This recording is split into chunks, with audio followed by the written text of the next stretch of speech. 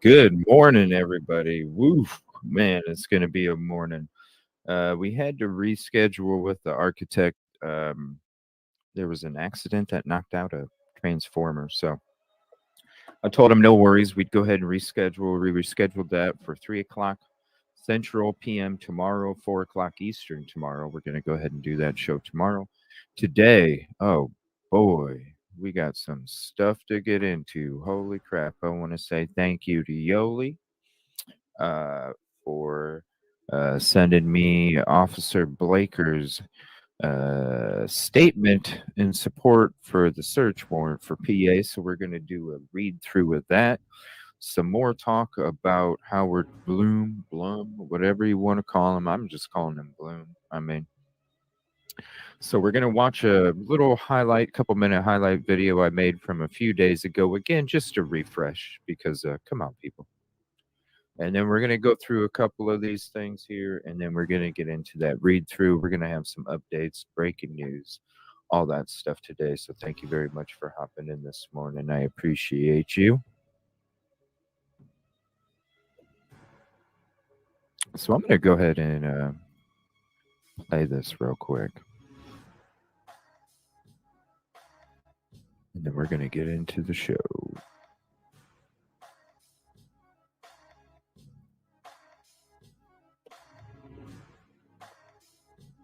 So here's the link if you want it.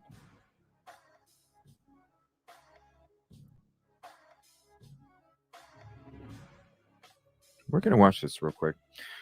I'm going to say hello to everybody. Good morning. Thank you for hopping in. Oh, let's get this show going. Boom. Boom. All right, let's do this. Thank you for hopping in, everybody.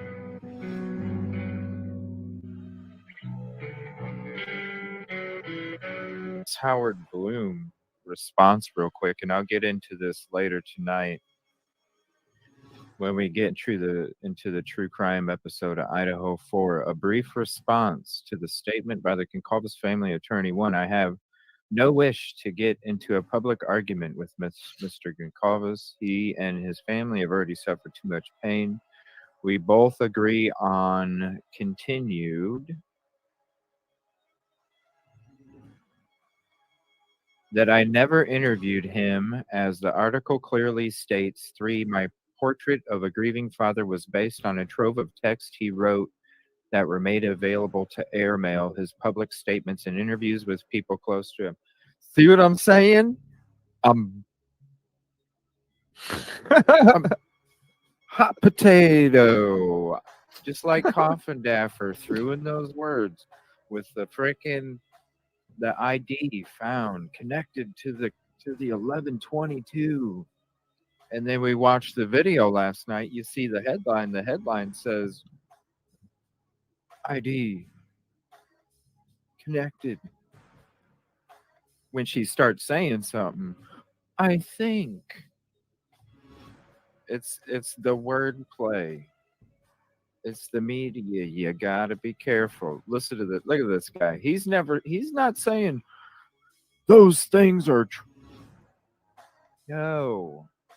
We both know, quote, that I never interviewed him, as the article clearly states, because remember, he made sure to put that at the top. I think wrote the article, reached out for a response, didn't get a response, put that at the top to make it seem, let's just get this out of the way, right? Because then by the time you're done reading a 21-minute, 42-minute subtitle article, you don't even think about what you remember in the first couple of sentences, because you're like, holy shit, I'm surprised I made it through all those big words. Dude is just backing off. Dude is just backing off. That's all he's doing. He's just backing off. Just backing off.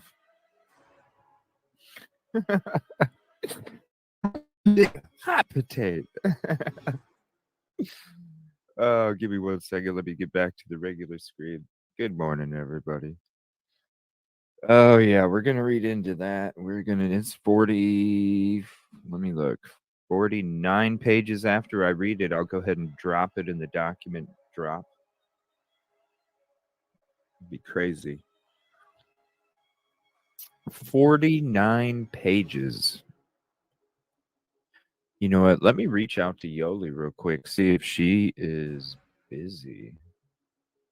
Let me just, she probably is busy. Let me reach out to her real quick. If you are not busy,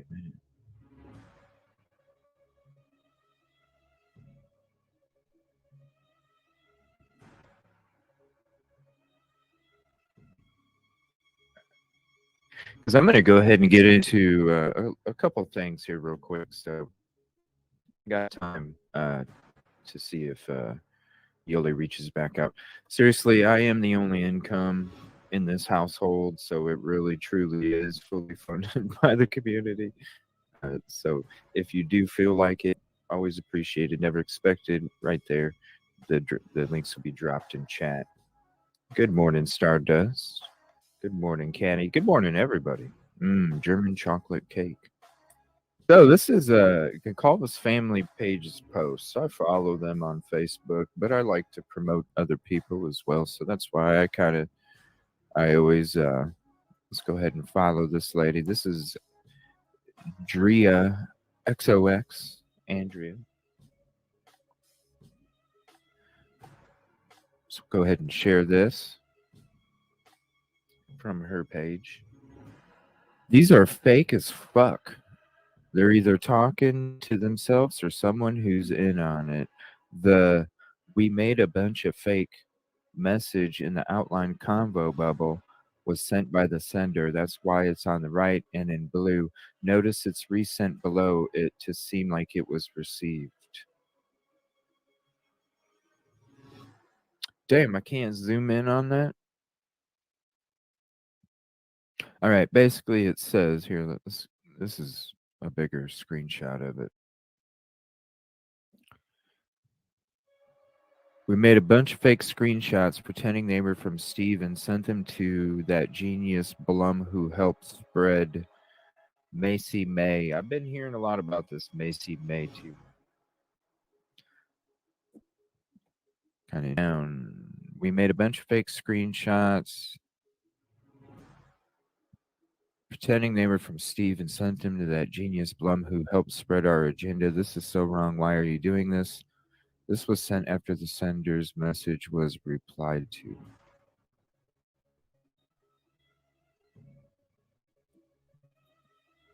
If you're not on Twitter, or I mean, if you are on Twitter and you're not following me, go ahead and follow me. I do all these retweets as well. So this is from Paula Neal Mooney. Go ahead and follow. Here's the link for her Twitter page.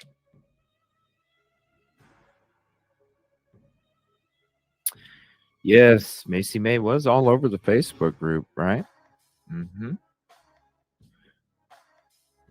The Goncalves family page. Hello, friends and family. We long debated saying anything at all about recent events here, especially because we really do maintain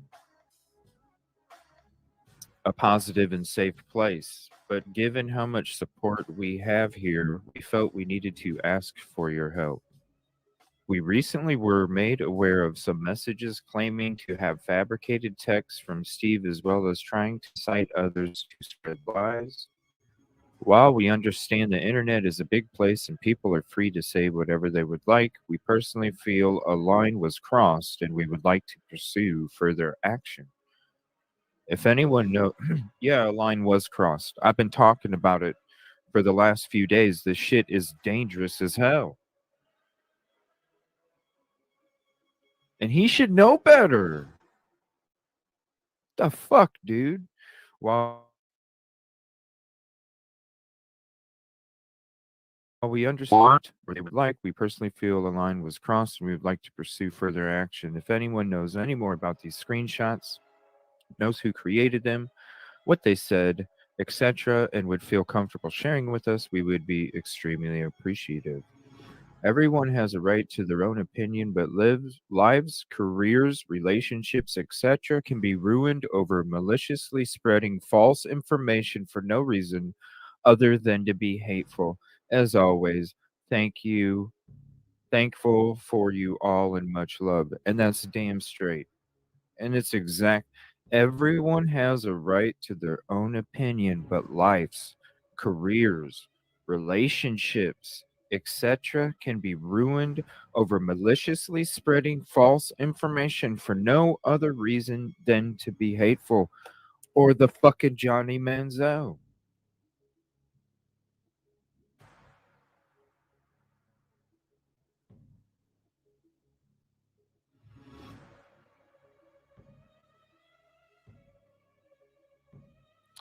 Oh my God, Steve G is denying talking to Blum, but that's a distraction. Blum never said he spoke to like I said when we read it.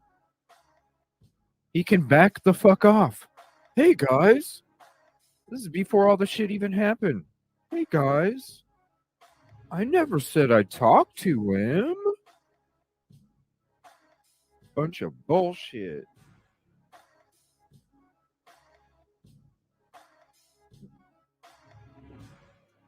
Wow, that's so sad. Good morning.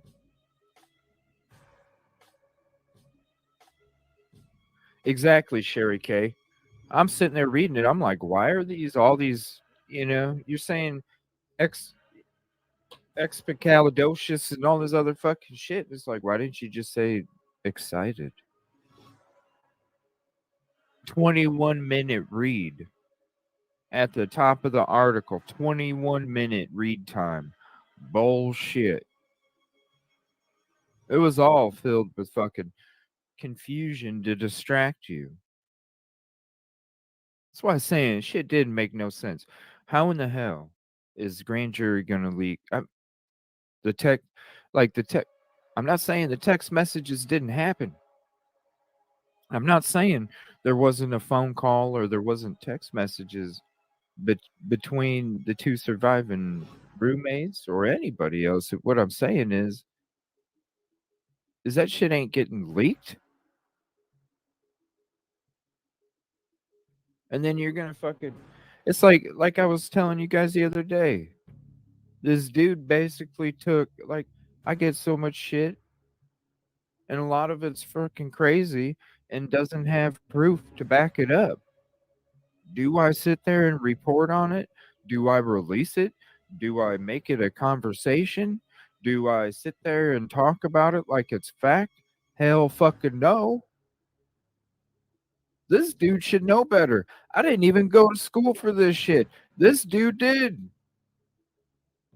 He should know better. And how fucking old is he? How long you been in the game, bro? How long you been in the game?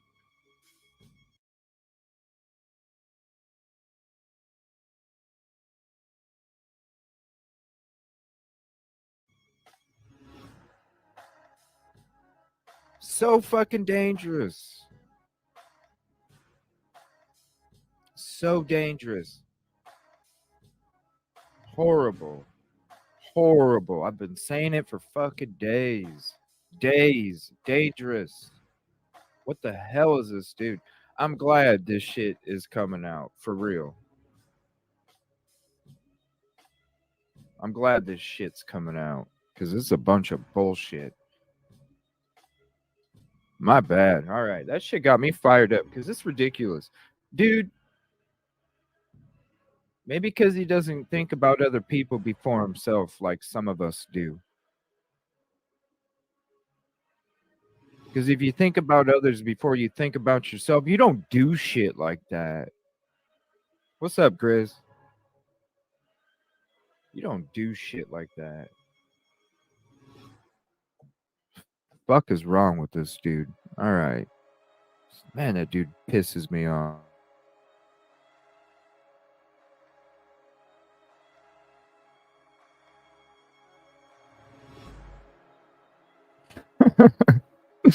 All right. That's where it froze up. So sorry about that, everybody. All right, we are running on a hotspot right now. So I just want to say what's up. We'll go ahead and get rid of this real quick while we say what's up to everybody. Thank you all for hopping back in. Appreciate it. Simmer down. So I apologize if it's glitchy or whatever for this episode. I still got another couple hours to wait until it's quote repaired. And then even after the repair, who knows if it's going to be hopping in and out. So I apologize if this episode is a little glitchy. But we will be back tonight for another true crime episode tomorrow. And again, tomorrow we'll be having the architect on the show at 4 o'clock Eastern, 3 o'clock Central tomorrow afternoon to talk about that Emily Noble case. We had to reschedule. He had a power outage. I have an internet outage. Here we go. I'm still here. Running off this hotspot that ain't too fucking hot. You know what I mean? Just by watching. I don't need to simmer down, Chris. Good morning, everybody. Or afternoon now. All right. So, kind of to piggyback off that, that was a highlight that I did a few days ago. Ever since that article came out, it's kind of like, yo, you got to take this with a grain of salt. You got to... There was some powerful stuff in there. That's no doubt. I'm not saying none of it, I'm not saying the text, not saying phone calls didn't happen, yada yada, but damn, it just none of it made sense. The none of it made sense. I felt it was dangerous from the get-go. It was dangerous. And now all this shit coming out. This is what I'm saying. These platforms, it's not good. You got to think about the victims' respect, the family's respect, the community's respect, then your own. Come on. Don't do it. Don't do it. Don't do it for this. You know what I mean? It's not worth it. It's not worth it. And he should know this. He's been in the game a long ass fucking time. He should know this. He should know. All right, so I'm going to switch to one of my favorite channels. We always love playing it here at the show. Shout out Harsh. One second here. Let me get... I know y'all sub to him anyway, but we're gonna share that real quick. And we're going to watch this video. This is about the H.Blum stuff as well.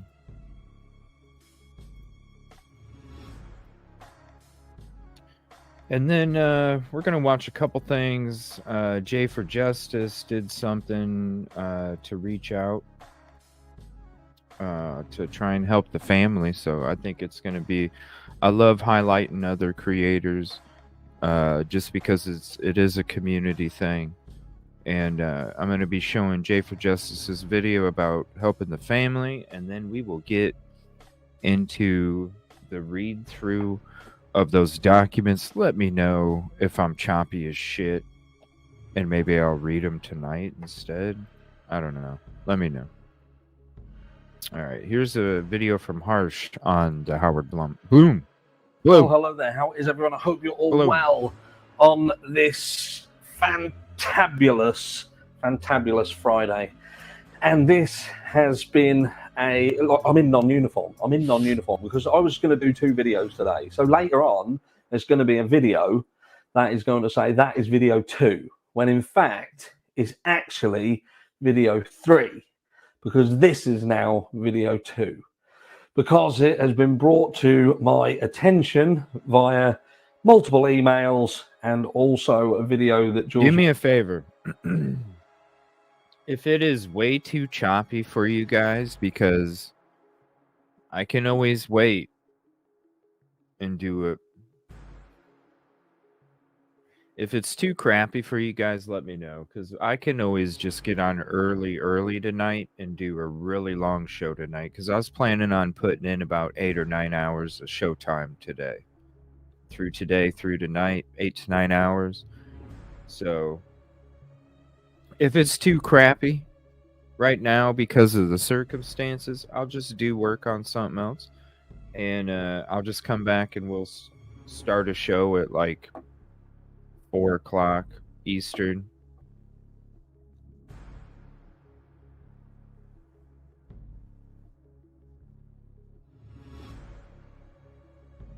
Let me know.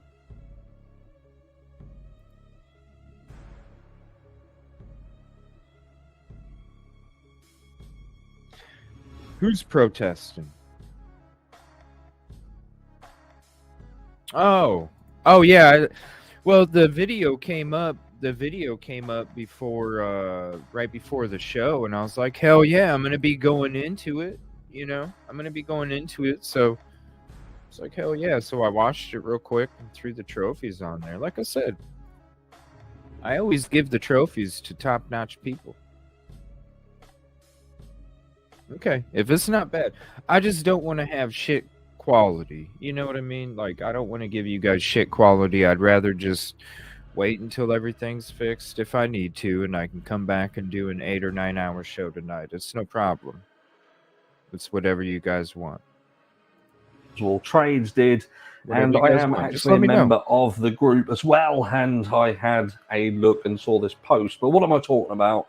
You all say. And before I continue, let me just say, you look amazing. Whoa, my music just timed out really good. We're carrying on talking about the H.Blum, Blumber, Howard, the writer, this airmail article that has stirred up the shit well and truly. Because what's happening now? By the way, I got my crown back. I got the F-bomb crown back 2 days in a row now, everybody. 2 days in a row. I got it back. It's the Goncalves family, the Facebook group that they have, which is controlled by their family. They have put a post out. It's requesting help. It's saying, we need you to help us. We need you to find out who sent these texts, who made these texts. And there's a post that shows a thread that, and look, this is going to be a room splitter, by the way, because I have to say what this looks like. And I'm not saying this is what it is, but I'm saying what this looks like. Because those messages, the text message thread that's being shown, to me, looks fake as fuck. I'm an Apple user, have been since the very first Apple iPhone come out. And that, to me, doesn't look genuine. It's very, very easy to fake messages. Very, very easy. I could show you a thread up on... It is. Like, trust me, I even get these pictures, everybody. Seriously. This is what I'm saying. I ain't never went to school for this shit. This H.Blum guy's been doing this shit for years. Went to school. You know what I mean? Like, how in the fuck? How in the fuck? Come on, man. Exactly. People can fake anything. This whole fucking screenshot receipt shit day, that shit's gone. That shit's gone. This screenshot fucking receipt fucking you can make that shit too. Like, what the fuck is a receipt anymore? You know what I'm saying? Seriously. You can make any of this shit. I've had people send me some crazy ass shit, and I'm like, no, I'm not even. Come on, H.Blum. You've been in the game for years, bro. On the screen here, where Steve G shows his absolute undying love to me. And, you know, you would think that it looks genuine, but they haven't even gone to that effort in these messages. It looks fake. But what it seems to be suggesting is that there is somebody with an agenda that had been sending information to H.Blum, and he's ran with it in this article. Ooh. Have you indeed? Now, I'm not 100% sure, but let's just put this out there. Howard Blum, for a start, is someone who's been a journalist for many, many years. He's not wet between the ears, wet but behind the ears, between the ears. He's not wet in the brain. He ain't got wet brain. He actually does know his trade. He is an investigative journalist and writer, and he knows his craft. I think that's a fair assumption. Right. So if he's getting information and it's saying that said information is from said person, he would have done work to, and again, I assume this, he would have done work to prove that who he's talking to is who they are saying they are. I would think, wouldn't you? But he might not have. He might not have, but I think he would. But these messages seem to be saying, like I say, that someone has messaged him and basically they have an agenda, weird word to use, have an agenda and it's down to them. And what you're now seeing is a fallout that they have caused. This is what I have a problem with. Now, this article has been called out, and multiple people have said, including myself, that this article, if there is any truth to it, then there's a potential that that could have irreparable repercussions to the trial, to the case, to justice. And that's a fact. That's a fact. Now, could it be utter crap? Could it be utter crap? Of course it could. It could. That's just always a fact, that whatever you hear in this case, you have to take everything with a pinch of salt. But you also have to, because of the craziness of it, accept that some of it could be real, could be right, could be true, and that could just be sprinkled across with some shit amongst it. And you have to kind of try and find the wheat from the chaff. But I feel that this looks like an attempt, a further attempt from potentially Steve Goncalves or someone else within the family who are now concerned that have they overstepped the mark, and they are trying to distance themselves from what was said in the Howard Blum article. Now, I'm not saying that's 100% what's happened. I'm saying that's what it looks like to me. I'm saying that it appears that someone is trying to distance themselves. And I'll tell you why I think it. Because Steve Goncalves has had a private investigator himself. He's been doing his homework consistently while this has been going on. Consistently. He's not asked for help. He's got his own resources. He's got people who could help him. He's got people who have been helping him, and he himself is quite a resourceful gentleman. Yes. So I don't understand why make this so public. Right.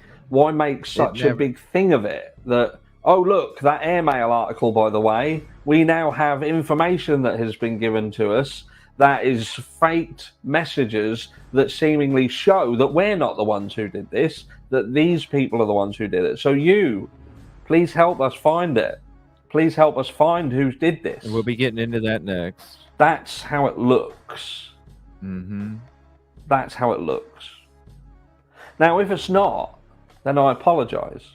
And I would say that it's sick if someone genuinely is doing this and they were indeed feeding information under the guise that they were Steve Goncalves or Steve Goncalves' friends, and they hoodwinked Howard Blumber.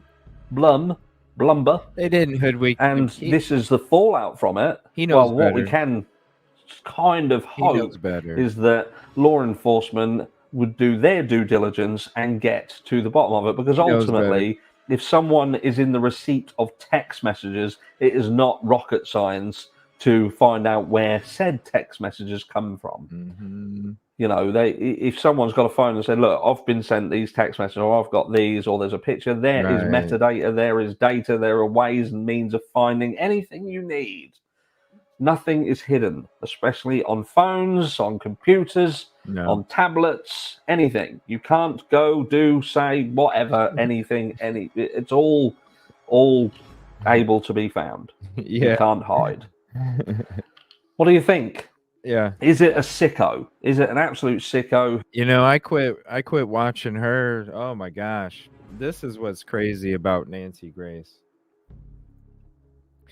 I quit watching her. Remember when Remember when she was like talking about Koberger? It was like right around when that date. Gosh, when was it? Right around when that Dateline episode came out. Because I was still watching a couple people. I wasn't watching News Nation much. But I still was watching Nancy Grace. There was a lot of people that were like, CJ, no, quit. I'm like, come on. Like, I've liked Nancy Grace for a long time, like I gotta give her 150, right? I gotta give her 150. I gave her 150. And then when she started doing this, like, fucking creeping fucking hand shit, like, and he went on his computer and he logged into her camera and he watched her in her undies eating cereal. I'm like, Nancy, if anybody was there with me when they were watching me when I was watching that episode, I'm like, Nancy, come on, Nancy. Nancy, come on. Come on, Nancy. After that, I'm like, no, I can't do it. Can't do it. So it don't surprise me. No, it don't. All right, so we're going to switch to this next video. This is J for Justice, and it's about helping out the family. Now, when we read that Twitter article, let me share that again real quick, too. It's on the Facebook, the Goncalves family page, the Facebook. I'll share the tweet that I shared with you. Let me see here. And then I'll get the next video up here. It's Paula Neal Mooney. And here's the tweet.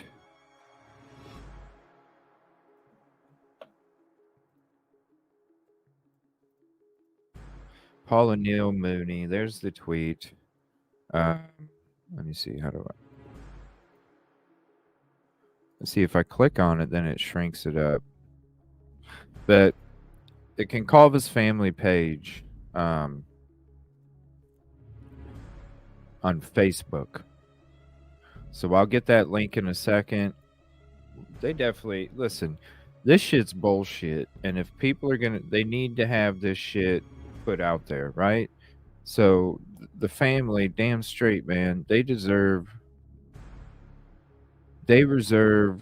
the right to be able to frickin' have this person held accountable, because this is some bullshit. This is dangerous as hell. Blum should have known better. He's been in the game how damn long? Come on, bro.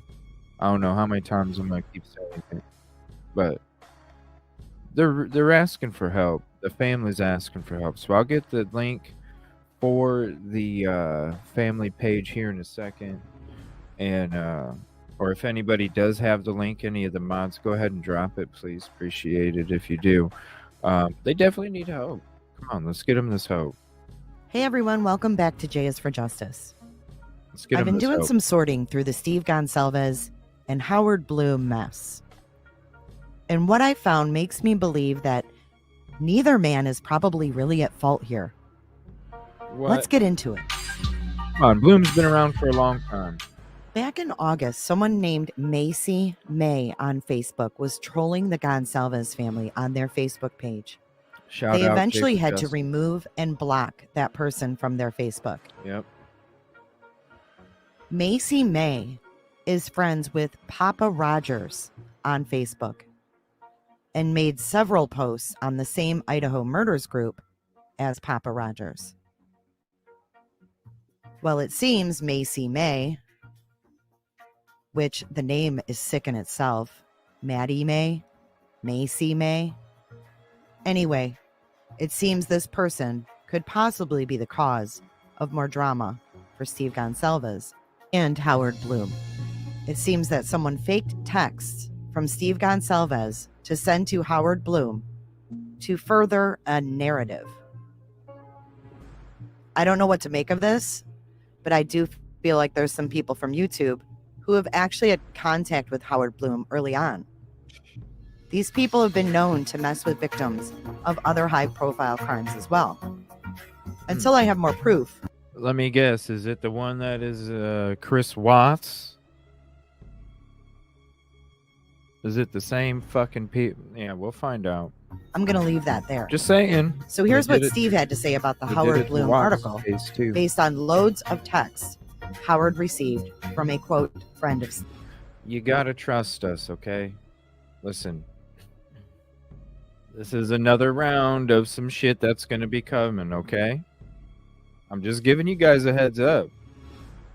This is another round of shit that's gonna be coming. It's gonna look like it's a fucking oh shit, da, da, da. And then listen, I'm not trying to look like the bad guy when the bullshit comes, and I'm the one that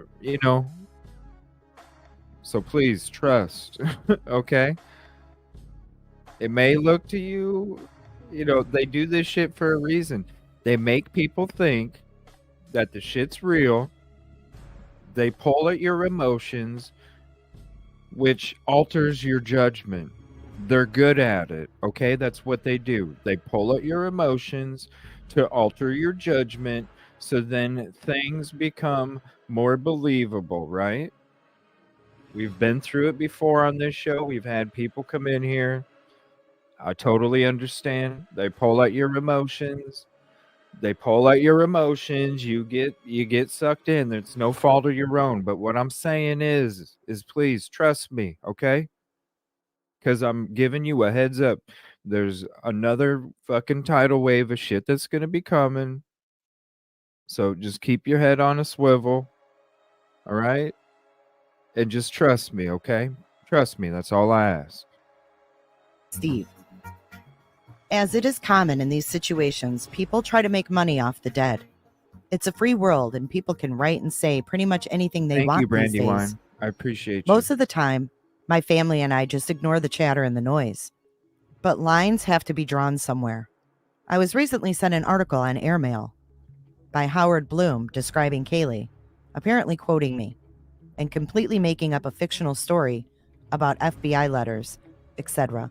Dangerous. Mr. Blum recently has used the murders to get back in the spotlight, appearing on an NBC show, as well as a book he is writing. He has reached... And this is some bullshit because he came from a day and age, okay? He come from a day and age where you had to vet the fuck out of your sources before you could even... Listen, let's be real.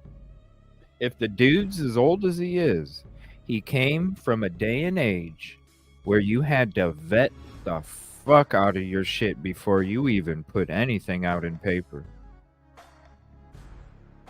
Source after source after source had to confirm it before you even put it out there. He comes from that. That's why I'm saying he should know better. He should know better. I don't know. I'm not giving Bloom a pass like she is. I'm not.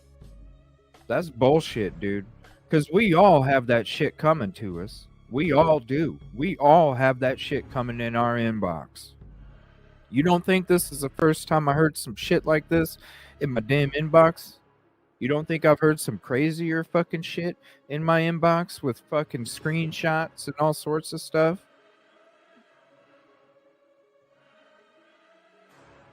I didn't even go to school for this shit, and I know better. Reached out through our attorney several times to speak to us, but we have declined. I just want to make it very clear to the public that we have not spoken to Mr. Blum about the death of our daughter. This is nothing more than a grandstanding and a very, very poor attempt at getting attention. This piece is obviously fictional, dangerous, but written in poor taste. I found that part interesting in Steve's statement, that the piece is obviously fictional, but just written in poor taste. Right. And what that do you guys goes, take away from that? That goes with anybody on any of these fucking platforms. You want to sit there and make shit up about other fucking people. It's a bunch of bullshit. Bunch of bullshit. It's the same as this Bloom shit. You make shit up about somebody else, it's the same as this Bloom shit. Poor fucking taste is what it is. And here is Howard's reply to Steve's outrage. 1. I have no wish to get into a public argument with Mr. And Goncalves. poor taste. He and his family have already suffered too much pain. We're better than that. 2. We both agree on that I never interviewed him, as the article clearly states. 3. My portrait of a grieving father was based on a trove of texts he wrote that were made available to airmail, his public statements, and interviews with people close to him. Now, if we look at H.Blum's response, he says his sources were texts that Steve wrote, which could be faked. That's what I'm His saying. public The day and age with this receipt shit, it's over, because the receipts can be fucking created. It's a bunch of bullshit. You have to trust people for their word anymore. You have to. You see you see fucking Mike Tyson coming out saying, I never promoted this, and they got Mike Tyson on a commercial promoting a fucking vegetarian bar or some shit. It wasn't even him. It's AI. Like, all this shit. I've had people make fucking videos of my fucking face, of me talking, putting other fucking voices in my fucking mouth. For real. I'm sure you guys have seen this shit, all the shit that comes my way. I'm sure you guys have seen it. Just because I'm about the fucking peace and positivity, so everybody tries to break me down because I'm about the fucking peace and positivity? No.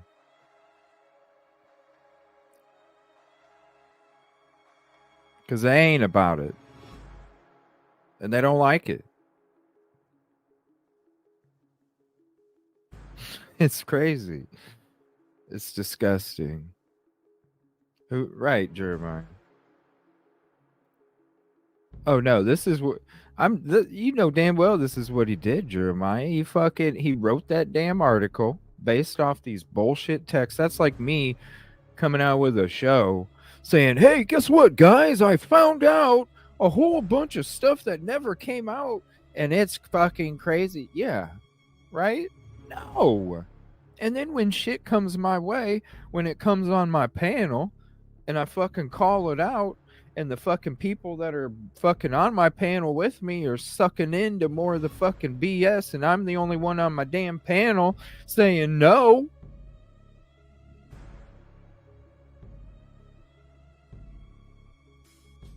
People on my own fucking panel were sucked into the damn shit. I'm the one saying, no, it don't make sense. No, you need to call somebody. No. Other people on my damn panel are asking questions, feeding into this shit. I'm like, what the fuck?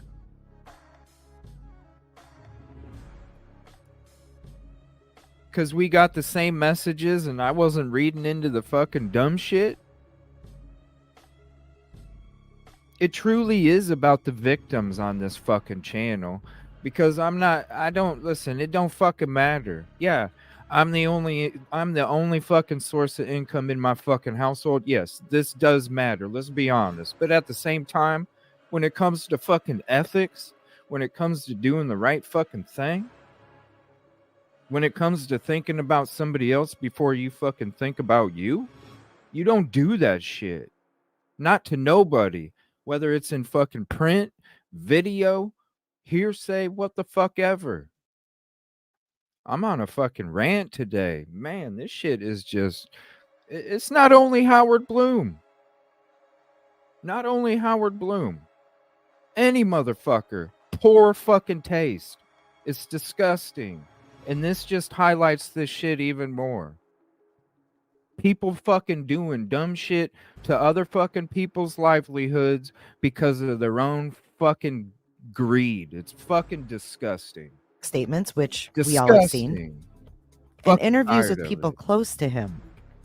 What interviews has Steve Goncalves done with people that are, quote, close to him? H.Blum mentioned Chronicles of Olivia, very detailed in his article. Is he alluding to Olivia? All right, moving That's on right, from Jeremiah. that. The Goncalves family has exposed this Macy May person on their Facebook page. Hello, friends and family. We long debated saying anything at all. about recent events here, especially because we really do try to maintain a positive and safe space. But given how much support we have here, we felt we needed to ask for your help. We recently were made aware of some messages claiming to have fabricated texts from Steve, as well as trying to incite others to spread lies. While we understand the internet is a big place and people are free to say whatever they would like, we personally feel a line was crossed, and we would like to pursue further action. If anyone knows any more about these screenshots, knows who created them, what they said, etc., and would feel comfortable sharing with us, we would be extremely appreciative. Everyone has a right to their own opinion, but lives, careers, relationships, etc., can be ruined over maliciously spreading false information for no reason other than to be hateful. As always, thankful for you all and much love. And then they show these texts that are allegedly Macy May talking to someone about what he or she has done with these fake screenshots that were allegedly made. Now, if this Macy May person set this in motion, I hope they find out who the... What I'm saying, don't believe the fuck, don't believe... Listen, you don't believe the fucking receipts no more. For real. Come on now, this has been obvious for a while now. Everybody knows this shit can be created. This is... We need to be better. We need to be better at this shit. We need to be person better. or persons are behind this sick game. Every day. Do you think that H.Blum was punked by this troll Macy May? Do you think Steve Goncalves is just doing damage control because in the beginning he did say some things? I personally have a hard time with the grand jurors, especially two of them. No, this is what I said when I read the article. He was fucking picking shit from different YouTube shows and fucking adding on to it from the text messages. Or the text messages were going off the fucking... Listen.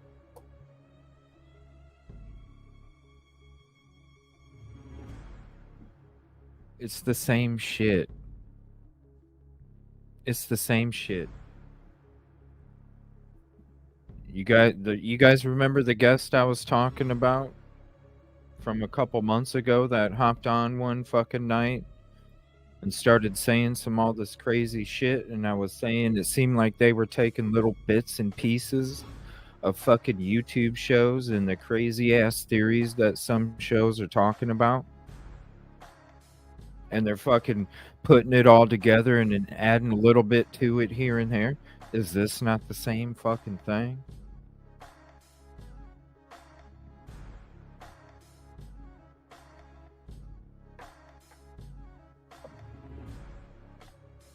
I did the read through. Listen to it. It's a long ass read through.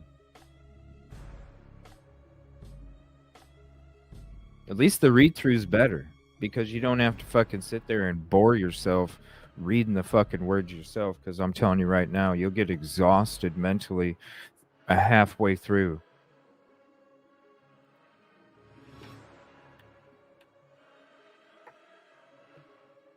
It's the same thing, y'all. That's why I'm saying there's gonna be a tidal wave coming of some fucking bullshit. Just trust. Talking about evidence in a case. What do you guys think? I tried to sort through this the best I could. You guys got to let me know. So keep the conversation going in the comment section below, and I'll see you there.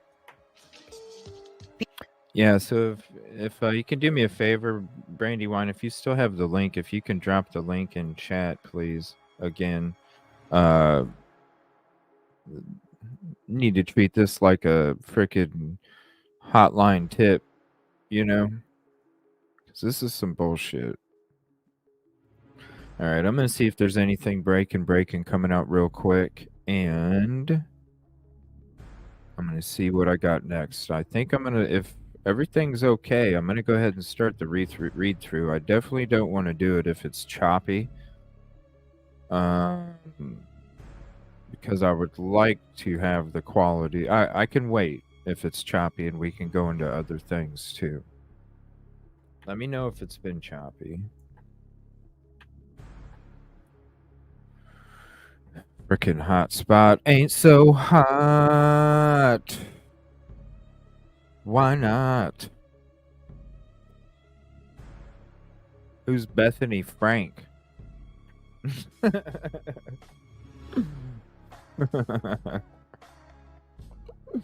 Let's switch.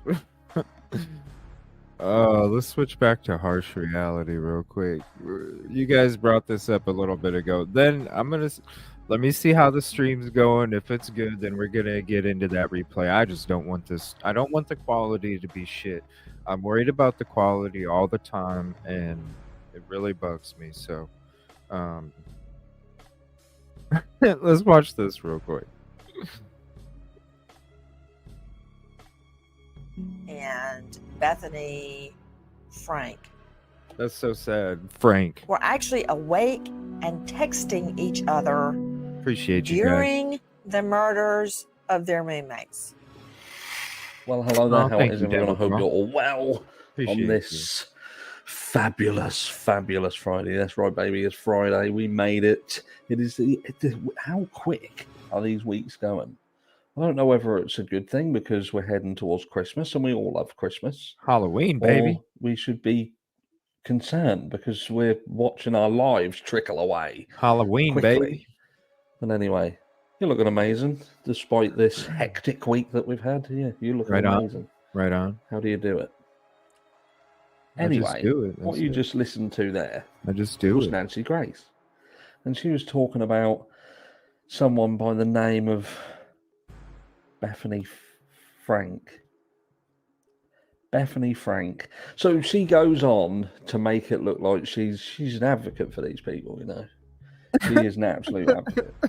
She has been watching this case. She has been watching it, and she has been taking this in fully. She has been doing all of the research of everything. She has been watching every single video. She has been reading every single document. She has been I all appreciate you, over this Brandy. like white on rice.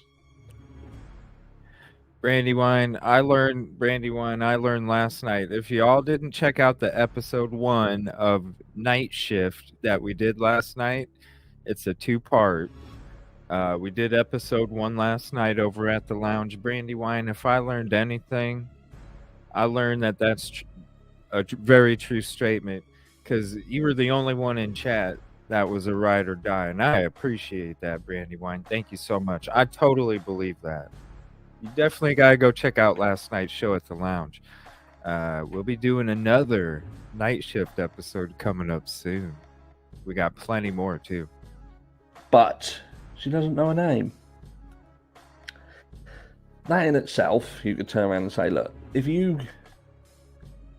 Nancy Grace, if you want to sit there and talk for these people and make out like you've done all your research, you've done all your homework, you should at least get the person's name right, especially when you're talking about the people who are at ground zero. I know we throw some shade over Dylan Mortensen and Bethany Funk, but we do so in the hunt for justice.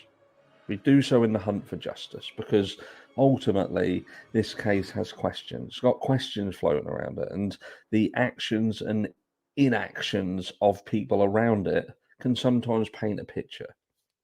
It can paint whether these people knew something, whether they saw something, heard something, whether they were in on it. You hate to think it, but history has told us that sometimes life will throw you a curveball. Something will happen. There'll be a case where you don't think someone's involved. You look at cases like Chris Watts, for instance, you know what I mean? I know some people say, well, he looked dodgy from the start, and I had him pinned at the start, but there will be people who are absolutely shocked by that. And there has been cases where you absolutely think you know who done the crime, and then all of a sudden they will get found not guilty. And then you think to yourself, well, if they're not guilty, then who did it then? And it could happen in this case. Brian Koberger very well could be found innocent. He could be found guilty. Of course he could. There is evidence pointing towards him that don't look great, and he's going to, like I say, that's going to have to come out and go through the system if it gets that far, and a decision will have to be made. But he could be found innocent of this crime. There could be something, there could be a piece of information that comes out that proves that he couldn't have done it. We have spoken briefly in the past about the Burler report. Now, his car should have information stored within it that could help to corroborate his story. Now, Nancy Grace wants to push that this driving around at night is something that is out of the ordinary, bizarre, and it's not helping at all, and it's the weakest alibi that has ever been told by anybody. Why is it? Why is it? Is it because you feel that Brian Kohberger is the only person in the world who drives around at night, or that if you drive around at night, you are automatically a killer? Let me know down below. If you drive around at night, don't worry, we're not going to try and pin you to unsolved crimes in your area. But they said it's very, very convenient for him to be able to say he drives around at night. And I would say, well, it's not really convenient, is it? It's quite inconvenient because he's facing the death penalty and he doesn't have an alibi that has a witness. And it just so happens that things that many, many people do that he could have indeed been doing may have been the very, very thing that got him placed in this position in the first place. If he had a conversation with law enforcement, we have alluded to this before, and that is if he has a conversation with law enforcement, they ask him what he was doing at a certain time on a certain night, and he turns around and he's honest with them and says, I was driving around. I drive around at night. Do you have any witnesses? No, I don't. I frequently drive around on my own at night to clear my head, get some space. You know, it's just, all right. So you was driving around sort of Moscow, Idaho, or whatever, and you have no witnesses. Around what sort of time would you say that was? And before you know it, you're fucked. So look, it could be that this wasn't anything but a true story that was the catalyst for him being where he is today. And maybe that is exactly why law enforcement and the system was pushing for his alibi, because they knew he didn't have one, because they'd already done the interview that would be the very interview that would put him in the place that he's in now, because they knew he'd never be able to argue his way out of it. But Nancy Disgrace, sorry, Freudian slip. If you are going to talk about these people in the manner with which you are, the best thing to do is learn their name, because as soon as you don't know their name, you lose all credibility. You come across as disingenuous because you don't even have the decency to learn someone's name, but then you speak about them. She talks about the fact that Dylan and Bethany were said to have been texting one another, and she goes on to say, I can't see that. I don't believe it. Don't believe it. Don't believe it at all. Can't see it. Why don't you see it? What do you know about these two individuals that would lead you to believe that they wouldn't have been texting each other during this crime? You don't know them personally. You don't even have the decency to learn their name. And what you do is you look at an article and you say, right, so in this article it says that Dylan and Bethany were messaging each other around the time of this crime. And I don't believe that bit, so we're going to take that out. That's not true. But this article says that Brian Kohberger bought a K-bar knife and sheath. And you believe that. You believe that bit 100%. Because this piece suits your narrative and that one doesn't. And again, this is another person, legacy media, mainstream media, digital media, pushing a specific narrative on a crime. And you know what makes me laugh is you'll listen to what she's saying and she doesn't even get these people's names right. And I know I go on and on and on, but then you'll see people in the comments and these people are, oh, you're so wonderful. This is proper journalism. Keep on it. Proper journalism. She didn't get a friggin' name right. And then she's talking about what she's talking about and pulling this article apart and handpicking what she's willing to accept as true and what she won't accept as true. And then you've got people like JLR. And look, JLR does some fantastic work. But then you've got JLR doing a video as well, talking about Idaho are executing someone in Idaho, and that should make Brian Kohberger worry. Why should it make Brian Koberger worry that someone who was arrested back in, 1974 is finally being, given the death penalty? All that's going to show Brian, at the very least, is if he's guilty and he does get sentenced to death, he's probably got a good another 30, 40 years in him. Anyway, I digress. But this is the problem. This is the entire problem with this case. You've got people who will deep dive and they'll look at stuff and they'll talk about everything. And then you've got people like Nancy Grace who are highly respected people, which she is. She can't Or get away Howard from it. She's Blum. highly respected. And she will say what she has to say and has her thoughts and opinions on certain things, but they aren't seen as thoughts and opinions. People will attack channels like mine. They'll attack channels like Grizzly, for instance. They'll attack all of the channels that talk about these crimes as if we shouldn't have an opinion. Right. But yet Nancy Grace, all she's having is an opinion. Right. And she can't even get people's names right, but that's seen as okay. Mm-hmm. And the bigger picture is the vast majority of people don't have empathy towards one another. That's right. Like Dylan and Bethany, for instance, to say that they 100% weren't texting each other during this crime is ludicrous. And you likely don't have children yourself, because that generation, I'm telling you, they don't have empathy for one another. They're so self-centered. And I'm not saying all of them. I'm saying the generation contains many, many, many youngsters who just don't have empathy for one another. They don't. They just don't. They simply don't care. And I'm coming from a perspective of having children who are raised well. Same shit I was saying this morning. Don't have It's a true, bad background. They're not, and they don't have empathy for one another as sisters. Right. And that's just like I'm saying, when you think about others before you think about yourself, you don't do shit like that. That's how you know the fucking people that are true about their words and the people that are just saying shit and doing something completely else behind the scenes. When you think about others before you think about yourself. But you also get screwed a lot too. Because I think about others before I think about myself, and it's screwed me plenty fucking times too. But it is what it is. I'm not...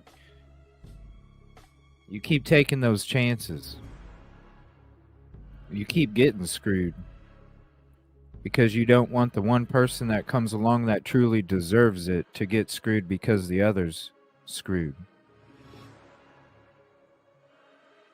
It's a tough path. A tough path, but it's about being real. And that's 150. just me being honest. Just being honest.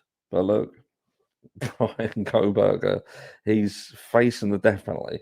And you've got people like Nancy Grace who are controlling the online media narrative and pushing certain things and specifics.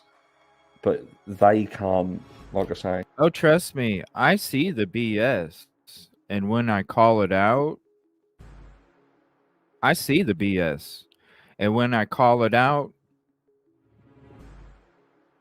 there's a lot that don't believe. You know what I mean? Or they think it's some other kind of fucking story because the person I'm calling out for BS doesn't want the truth to be fucking coming out. So it's a deflection. Trust me, I see it. I've seen it plenty of times in this show. I've tried warning motherfuckers, and people just don't want to hear me or believe me.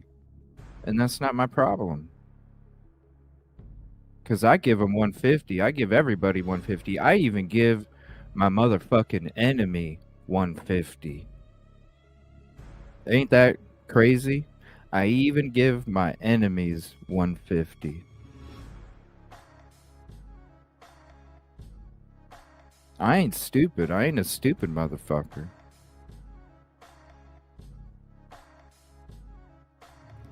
And I don't give a fuck if people believe me or not, because the people that are true, the people that they'll be like, you know what? CJ ain't got no reason to fucking not be true. It's just the way it is. That's why I call you all diamonds. Because there's plenty of sand pebbles out there on that beach. I'm looking for that sand that was created into a diamond, because you all last forever. These sand pebbles, they wash up and down in that shore. These diamonds, they last forever. You all glisten on those beach of sand pebbles. And I just want to push this home to try and get this to settle in people's minds, because this is where you've got to choose who you truly want to trust and truly want to listen to. Is it people who may say things that you don't agree with, but they at least have the decency of getting the people's names right? They go over everything with a fine-tooth comb, and they look at every single angle to bring out everything so you can have it all and make your own decision. Or do you want to speak to people who don't have the decency to learn these people's names, and they just want to handpick things and give it to you and say, that's the news? That's the news. Talking about Amazon and how that your clicks reflect your thoughts and feelings, which to a degree, yeah, I can see that, but I don't see why you want to dramatize that principle in this case, because ultimately what are they talking about? They're talking about the fact that Brian Koberger could have been going on Instagram and looking at females. Appreciate you. And again, I say that just because someone looks at someone online, looks at a picture, looks at a profile, likes a girl clad in a bikini, it doesn't mean they're going to go on to murder her. You know, just because someone buys duct tape and cable ties, it doesn't mean they're a murderer. Obviously, I suppose what they're saying is in murder cases and things like that, if they look at their digital footprint and they see that they're buying these things or they're doing these things, then that can paint a picture. But let's also not forget that Brian's area of expertise, if you liked, part of that was his digital knowledge, what he learned about crimes and online and being, DNA and digital footprints, so on and so forth. So wouldn't it be fair to say that if Brian Koberger was the smart guy that he could have potentially been, he would have covered his tracks with things like that? But anyway, I digress. Let me know what you think. Do people like Nancy Grace have a right to come out and steer the narrative the way that they do? And do people need to be more sort of vigilant on who they listen to and actually pay attention? Because it would seem that some people just simply don't pay attention. They listen to what someone's saying, but they're so fixated on whether that person is going to say something that supports what their internal narrative. Damn, Kelly. Hold on a minute. Are you taking... Okay. All right, hold on a minute. We had Harsh take over the F-bomb crown for a few days from me. Kelly, what are you doing? I can't be having somebody take the t-shirt crown away from me for a couple days. Damn, you're making more t-shirts than I am right now. What the hell?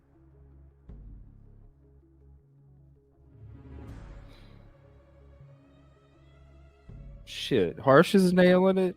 Kelly's nailing it with the t-shirts. Damn, Kelly.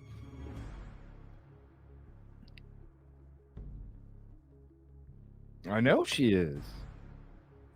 And I don't care who you guys watch. It's all about being respectful. The peace and positive. That's all I care about. I don't give a shit who you watch. That's all you got?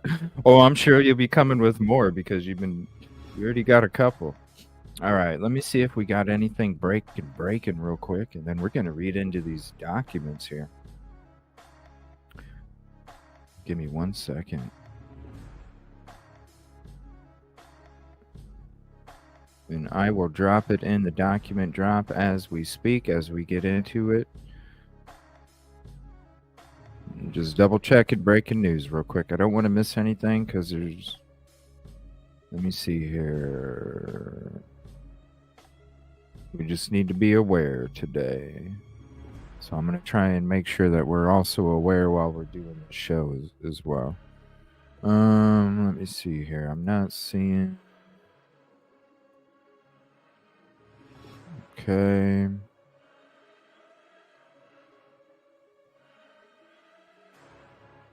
Okay.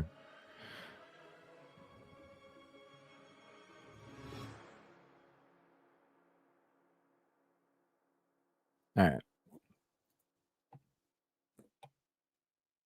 So we're going to read these documents here. I also wanted to share this real quick.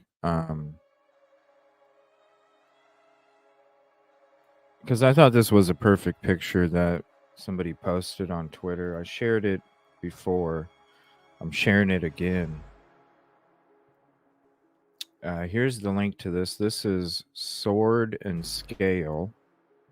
They posted this picture. And, you know, since we're talking about this conversation today, I figure this is probably the best representation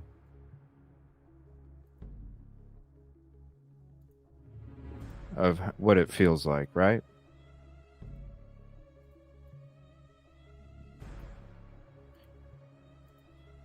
You know, there's all these people following the narrative. You got people screaming, yelling, throwing shit in your direction while you're just walking down the path of analyzing the facts.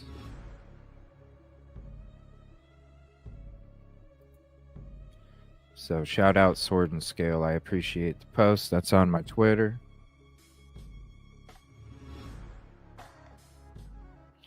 True as shit right there.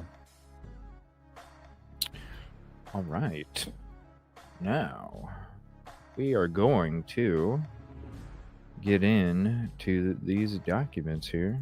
Let's see here. Let's get this bigger here.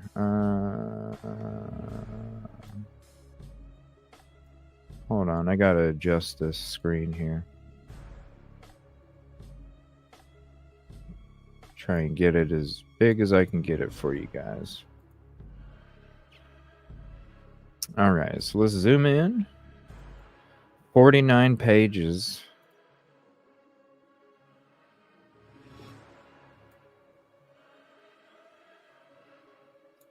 Make sure that's zoomed in. That's a good size. That's a good size. We're good to go. We'll get into chat here first. Whoa, I disappeared.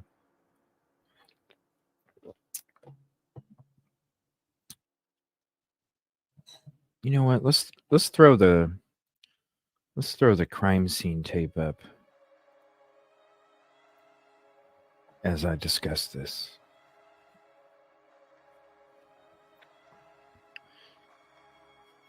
T-shirt. Yeah. I'm definitely I have a merch store for like hats and hoodies and things like that.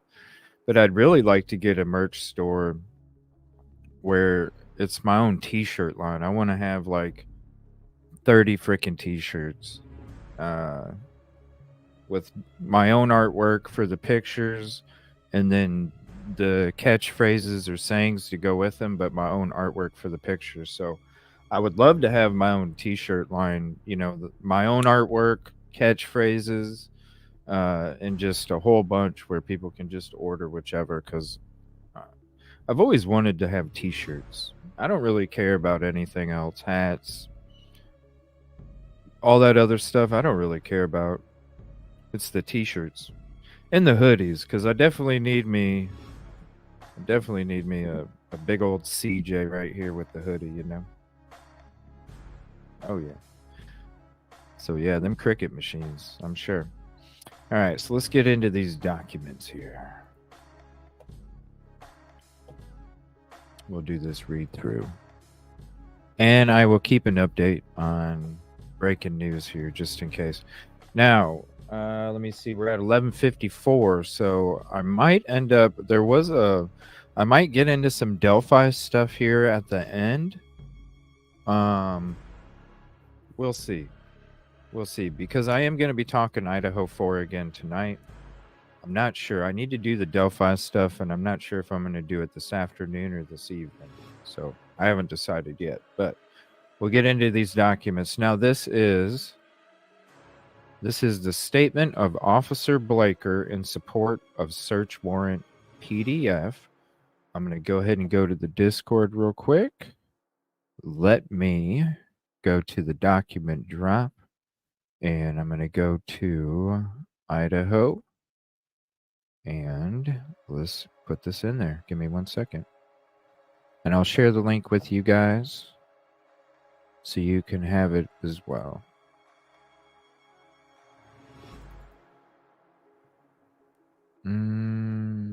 Let's see here. Case files.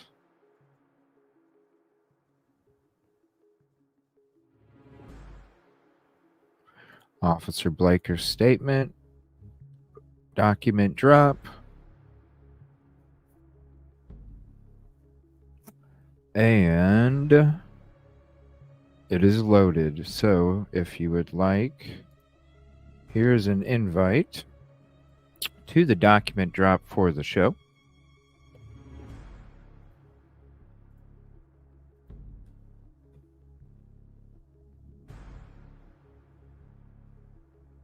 Oh, cool. Yeah, I appreciate that picture. That's how it feels, you know.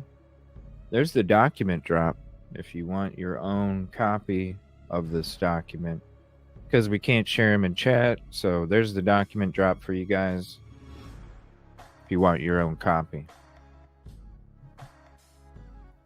What's up, Aurora Rain? Thank you for hopping in. Appreciate it. Yeah, if you have any ideas, just send them to me at EvilCJ at Discord, EvilCJ at Gmail, EvilCJ at Twitter. All right, we're going to get into these documents here. 49 pages. This is the statement of Officer Blaker in support search warrant for the state of Washington in and for the county of Whitman.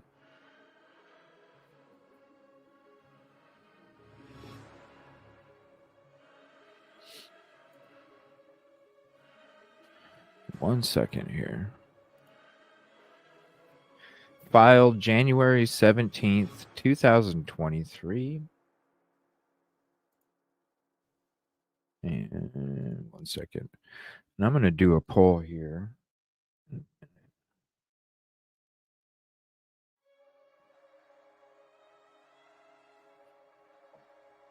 Wind chime, I know. I'm going to be heading up to Delphi next week. I'm going to be covering the hearing. So we'll be in Delphi next week. And I will be going back to that store to get that wind chime. Oh, yes. I will be getting that wind chime. For sure. All right, so this is the statement of Officer Blaker in support of the search warrant for the state of Washington in and for the county of Whitman. Comes now the state of Washington by and through Dennis Tracy, Whitman County prosecuting attorney, and moves the court for an order to unseal the return of service of search warrant numbered SW numbered 12-29-2022A pursuant to GR 15. Basis: these warrants were issued and served in Washington state because a suspect in the crimes resided and worked here during the time of the crime. These warrants and associated applications were sealed due to the sensitive nature of the investigation at the time. Since then, an extensive probable cause affidavit has been unsealed in Latah County, Idaho, which has alleviated the need for sealing of the return of service here in Washington. Dated January 17th, 2023, Dennis P. Tracy, prosecuting attorney. It is ordered that the return of service of search warrant in this matter is hereby unsealed. And let me get your chat over here so I can see your guys' chat.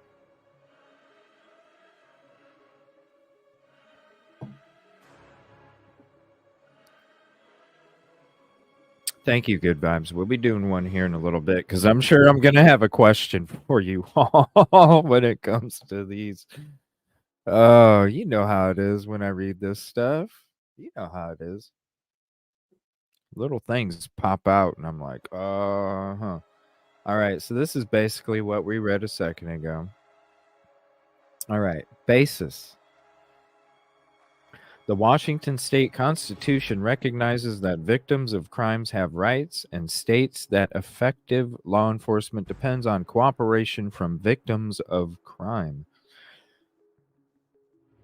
Washington Constitution, Article 135, the Washington State Legislature has recognized that there is a severe and detrimental impact on crime victims, survivors of victims, and witnesses of crime, and, quote, yet there is, unquote, the civic and moral duty of victims, survivors of victims, and witnesses of crimes to fully and voluntarily cooperate with law enforcement and prosecutorial agencies RCW 7.69.010. In a criminal proceeding, the law requires that a responsible effort is made to ensure that, quote, victims, survivors of victims, and witnesses of crimes, unquote, have the right to receive protection from harm and threats of harm arising out of cooperation with law enforcement and prosecution efforts. RCW 7.69.030. Washington courts have long acknowledged that a victim's initials can be substituted for their name. See State v. Mansour, 14WN.APP.2D3232020. The basis for this motion is that there are two surviving victims, witnesses of now notorious and much publicized crime in Moscow, Idaho, whose full names are listed in the search warrant and search warrant application. These warrants were issued and served in Washington State because the suspect in the crimes resided and worked here during the time of the crime.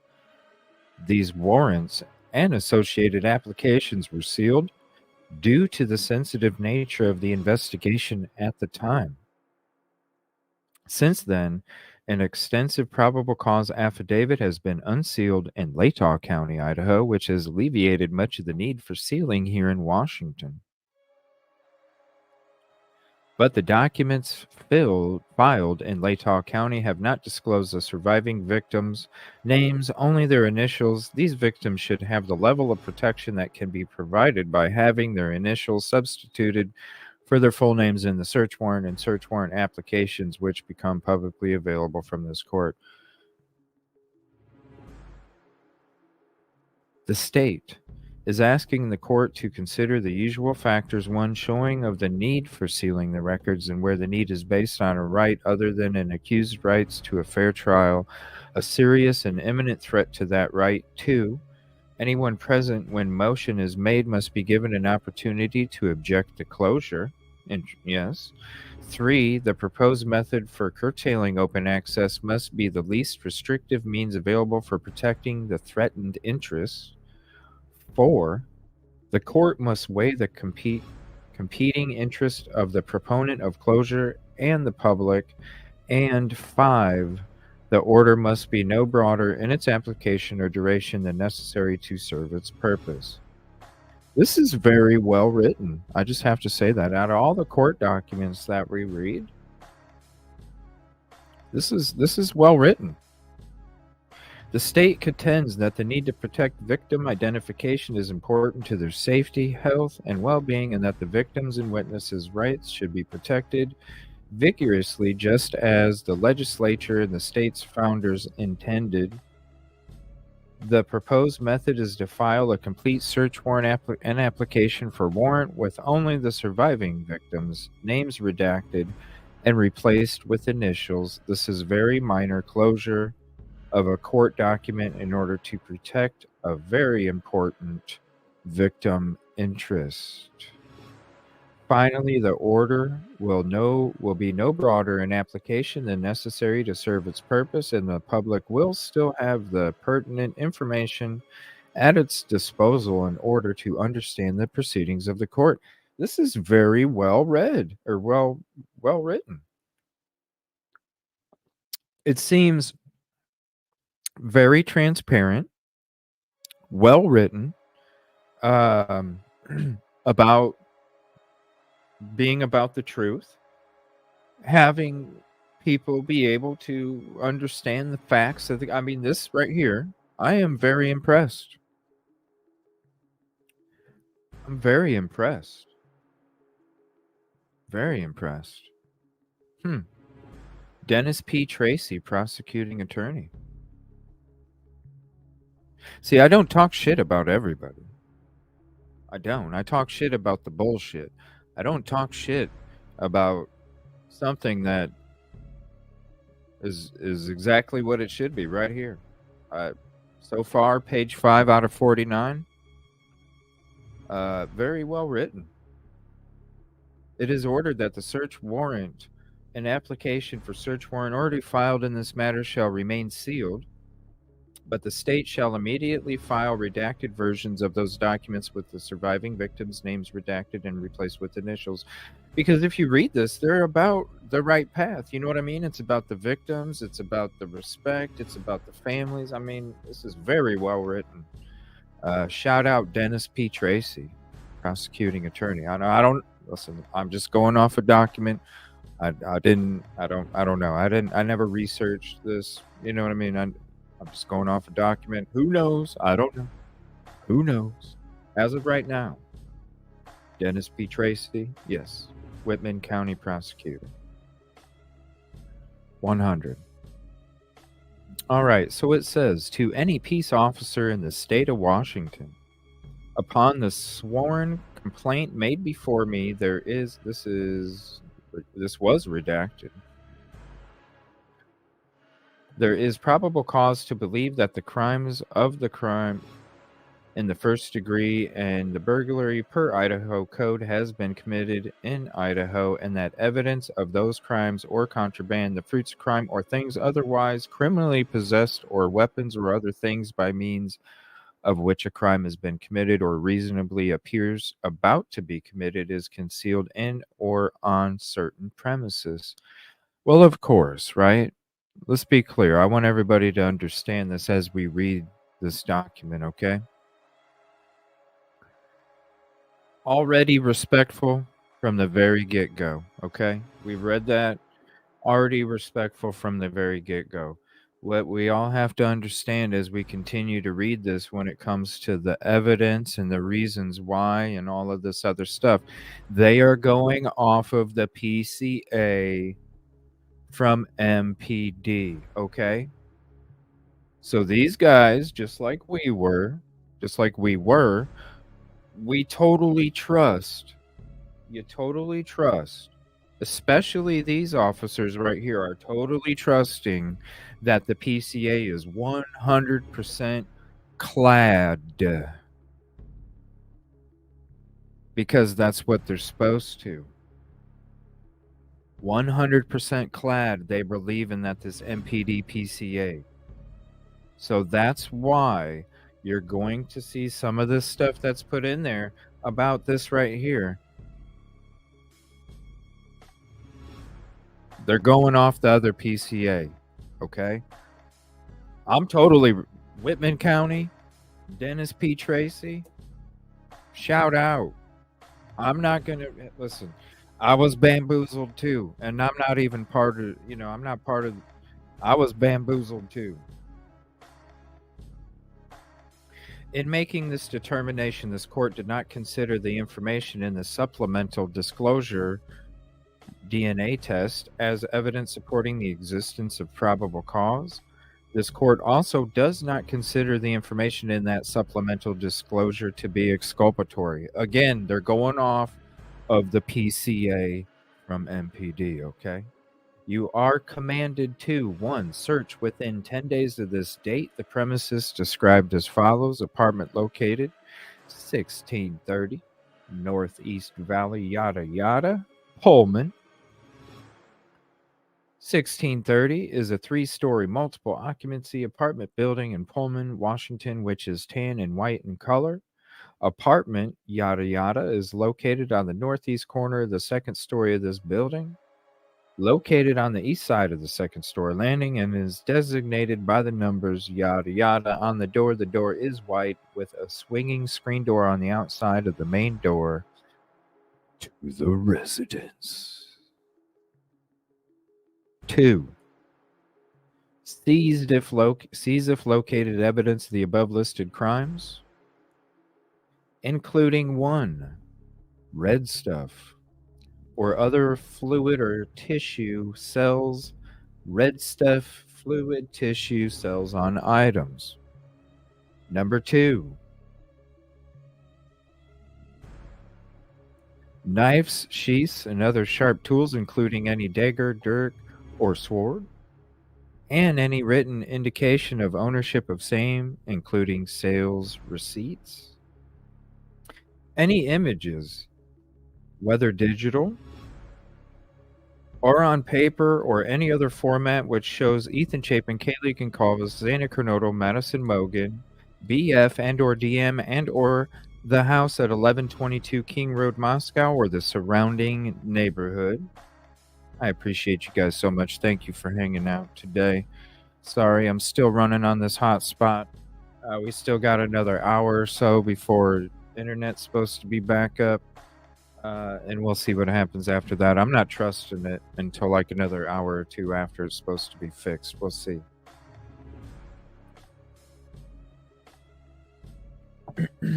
Need my coffee too. Thank you everybody for hanging out. Please hit the like if you haven't yet. It's the free way to help me. Gets it in that algorithm. Number 4, clothing including but not limited to dark shirts, dark pants, mask, shoes with diamond pattern sole. Right? They're going off the PCA, okay? Trace evidence including DNA from blood or skin cells or other source, footprints, fingerprints, hair, whether human or animal/dog. Data compilations, whether digital, electronic, or on paper or other format, showing an interest or planning of the crime, assault, yada, yada, yada, and data compilation showing details of the 1122 King Road house, its location, and or information about the victims or the surviving victims, and data compilation showing the location of Brian Koberger or the cell phone number 8458 on November 13th, 2022, including Wi-Fi logs and data or metadata associated with photos, social media posts, or applications on cell phones or computer towers, laptops, tablets, as an example, but not intended to be exclusive list of data compilations being sought. Ledgers, papers, lists, books, notes, letters, calendars, address books, contacts lists, diaries, tapes, photographs, videos, emails, text messages, social media posts, messages, and metadata associated therewith. Electronic digital devices or digital storage devices which may contain any of the above data compilations, including cell phones, computer towers, laptops, tablets, external hard drive. External hard drive, CD, DVD, thumb drive, or other data storage devices. This includes any device which may contain. Damn. All right. They make you breathe on this one. Shit, you got to have like that singing lung, you know, like you got evidence of other accounts associated with this device, including email addresses, social media accounts, messaging app accounts, and other accounts that may be accessed through the digital device that will aid in determining the possessor or user of the device. Photographs, images, videos, documents, and related data created, assessed, read, modified, received, stored, sent, moved, deleted, or otherwise manipulated between the above dates. Evidence of use of the device to conduct internet searches relating to a review of other of people, as well as how to avoid detection after the commission of such crimes, details the 1122 King Road house, its location, neighborhood, and or information about one or more of the victims or surviving victims, information that can be used to calculate the position of the device between the above dates, including location data, GPS satellite data, GPS coordinates for routes and destination queries between the above listed dates, app data or usage information and related location information, IP logs or similar internet connection information, and images created, accessed, or modified between the above listed dates together with their metadata and EXIF tag. This is crazy. I'm gonna feel like I did a nice workout after the show's over. Evidence of the identity of the person in possession of the evidence, or about any times that items of evidentiary value located pursuant to this warrant were created, modified, accessed, or otherwise manipulated. Such evidence may be found in digital communications, photos and video, and associated metadata, IP logs, documents, social media activity, and similar data. We are on page 9 of 49. And again, if you would like to have, Bautismo does drop the document drop for Idaho4 here and there. But if you want it right there, there you go. You can download. You can go to the document drop for the show. You don't even have to be a member. You can just be a sub, whatever. Go there, get the document for yourself. It's about community. It's about sharing. Thank you, Yoli. I appreciate you for this document as well. Also, passwords, phrases, codes, patterns, fingerprints, and or users' names to operate any such device. Indication of residence in ownership or possession of the premises and any of the above items, including mail, receipts, identification, bills, rental agreements, license documents, and other personal property whose owner possession may be readily determined. Damn, I need to start rapping. Assistance from any law enforcement agencies from the state of Idaho or the federal government, or any technical specialists associated with or employed by or contracted with such law enforcement agencies, including but not limited to the Moscow Police Department, Idaho State Police, FBI, Idaho State Police Forensic Services is authorized. Assistance from a technical specialist is also authorized to review any digital devices and digital media for the best and least intrusive method of securing digital evidence that the warrant authorizes for seizure, and to assist in securing such device. Promptly return this warrant to me or the clerk of this court. The return must include an inventory of all property seized. A copy of the warrant and receipt for the property taken shall be given to the person from whom or from whose premises property is taken. If no person is found in possession, a copy and receipt shall be conspicuously posted at the place where the property is found, dated 12/29/2022 at 9:25 p.m. Superior Court Judge Gary. Yeah, Gary something. Discord. That shit's confusing to me. So I'll try and see what's up. I'm not sure. Your guess is as good as mine. Shoot me a DM. Let me see here. Declaration. I, Don Daniels, Assistant Chief, WSU Police Department, declare that I have personal knowledge of the matters hereon and or relying on witness statements, information provided by my fellow officers, including fellow officers from the state of Idaho, reports, and other material I have gathered in my investigation, and that I am competent to testify to the matters stated hereon. You all know her, Dawn Daniels. On the basis of the following, I believe there is probable cause that Brian Koberger has committed the crimes of first degree unaliving, Idaho Code 18-4001, 4002, 4003, 4004, and burglary Idaho Code 18-4000, 1401, 1403 in Moscow, Idaho, and that evidence of those crimes, weapons, or other things by means of which a crime has been committed or reasonably appears about to be committed is located in, on, at, or about the following described premises, vehicle, or person. Apartment located at Pullman, Washington is a 3-story. We read that before. I am a police officer at Washington State University Police Department and have been so employed since July 20th, 1998. We're on page 11 of 49, everybody. I attended and successfully completed the 440-hour Washington State Criminal Justice Training Commission's Basic Law Enforcement Academy. While at the academy, I completed courses in criminal law, criminal procedures, and other investigative courses. Since the academy, I have continued my education in various law enforcement-related fields, including officer-involved shooting, evidence collection, and threat assessment. I have investigated and assisted in the service of over 50 search warrants. Persons providing information.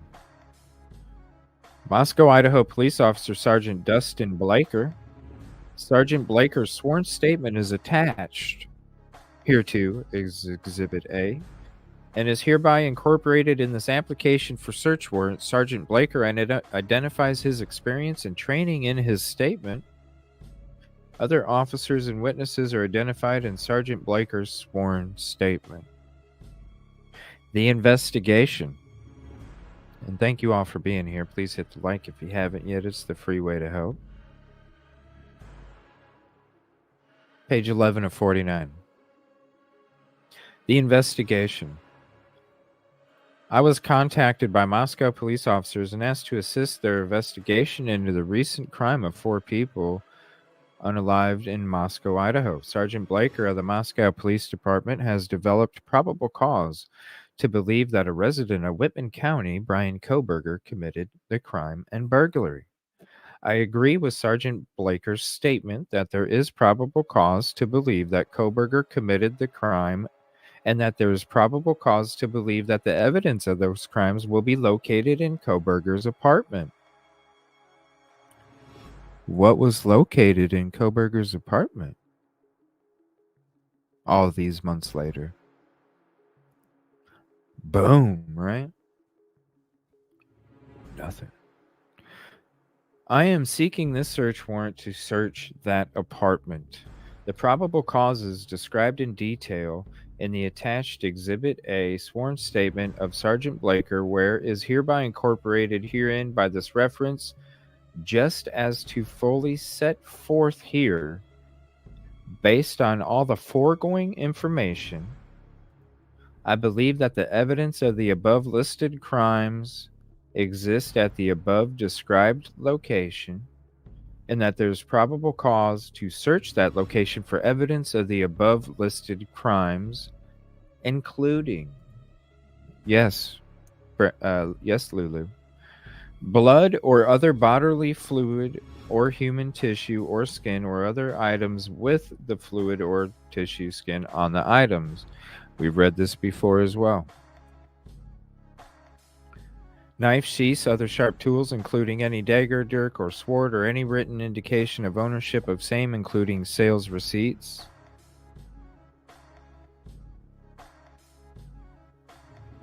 Any images, whether digital or on paper. Clothing included, but not limited to. Trace evidence, including DNA, skin cells, source, footprints, fingerprints, hair, human or dog. Data compilations showing any kind of interest or connection to the crime or the victims to the crime. Electronic data. Evidence of other accounts through social media or media. Evidence of use of the device to conduct internet searches. Information that can be used to calculate location, GPS, cell phone data. Evidence that identifies the person in possession of any of the devices for the crime. Any passwords, phrases, codes, patterns, fingerprints, and other user names to operate any device. Indication of residence in or ownership of possession of the premises and any of the above items, including mail receipts, identification bills, rental agreements, licensing documents, and other personal property whose owner possessor may be readily determined. How'd you get kicked out? Page 14. In addition, I am asking the court to authorize, in the service of the search warrant, the use of assistance from any law enforcement agencies from the state of Idaho or the federal government, or any technical specialist associated with or employed by or contracted with such law enforcement agencies, including but not limited to the Moscow Police Department, Idaho State Police, FBI, Idaho State Police Forensic Services. 503. Ugh. I'm also asking for authorization of assistance from a technical specialist to review any digital devices and digital media for the best and least intrusive method of securing digital evidence that the warrant authorizes for seizure, and to assist in securing such evidence. Supplemental disclosure regarding the DNA test. I've been informed by Detective J.R. Talbot of the Idaho State Police that on November 13th, 2022, a sheath was recovered at the King Road residence under or next, because, hello, it was stated two different ways. Under or next to the body of Miss Mogan, the Idaho State Crime Lab obtained a male DNA profile, suspect profile, from the sheath. This is also referred to in Sergeant Blaker's sworn statement, Exhibit A. Right, Lulu? Under or next?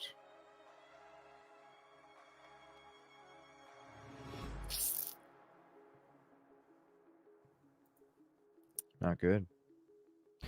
Number 2, on December 27th, 2022, law enforcement officers in Pennsylvania recovered trash that originated from the Koberger family residence. That trash was sent to the Idaho State Crime Lab for testing. On December 28th, 2022, the Idaho State Lab reported that a DNA profile was obtained from the trash. It was compared to the suspect DNA profile. The lab personnel concluded that the source of the trash DNA profile was a male and was not being excluded as the biological father of the source of the suspect profile.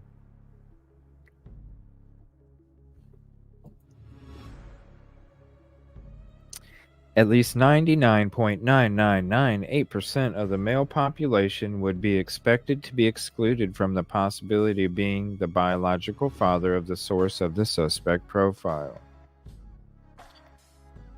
Again, everybody, they're going off of the PCA from Payne. You have to trust. They're coming from a position where they're like, we have to trust that it's real. We have to. Totally understand. Shout out Whitman County. Shout out Whitman County. This information is being provided to the court pursuant to my duty and obligation to be fully candid with the court. I do not believe this information is exculpatory for the suspect because they're reading their PCA. Oh my gosh, the car was here.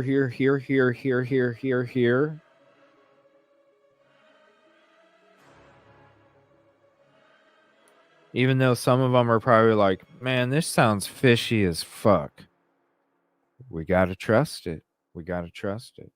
I do not believe this information is exculpatory for the suspect. However, if the court believes it is exculpatory, then the court should consider this supplemental disclosure in its evaluation of the existence of probable cause or lack thereof. So they're basically saying right here, look, if the PCA is legit, here is the evaluation of why there was a probable cause for his residence. It's also saying if it's not, then this shows where, and it's true. They're just going on, and that's why I started the document saying that, because it's important. They know it's important. I know it's important. They said it in their own words right there. But I am specifically asking the court to not consider this supplemental disclosure as evidence supporting the existence of probable cause. The reason for this request is that if the DNA test results are held inadmissible at some point, such a ruling would not impact the finding of probable cause for this warrant so long as the court is satisfied as to probable cause regardless of the DNA test result. I'm telling you right now, Washington State, Whitman County,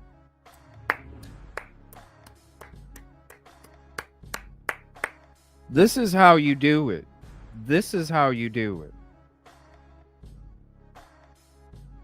I certify under penalty of perjury under the laws of the state of Washington that the foregoing is true and correct. Don Daniels. Signed December 29th, 2022. So this is Exhibit A, okay?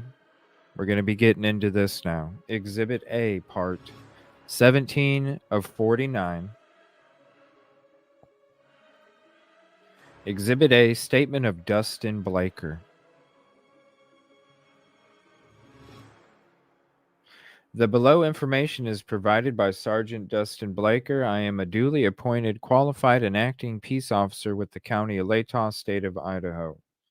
I am employed by Moscow Police Department in the official capacity or position of sergeant, and I have been a trained and qualified peace officer for approximately 22 years. I attended the Idaho Peace Officers Academy from January 2000 to March of 2000, and then completed a 16-week field training program where I was released in July of 2000. During my 16 years of law enforcement, I have attended additional training to include basic narcotics training, which trained me in handling of high-level cases. I have conducted many search warrants, and I have assisted with previous homicide investigations while at the Moscow Police Department.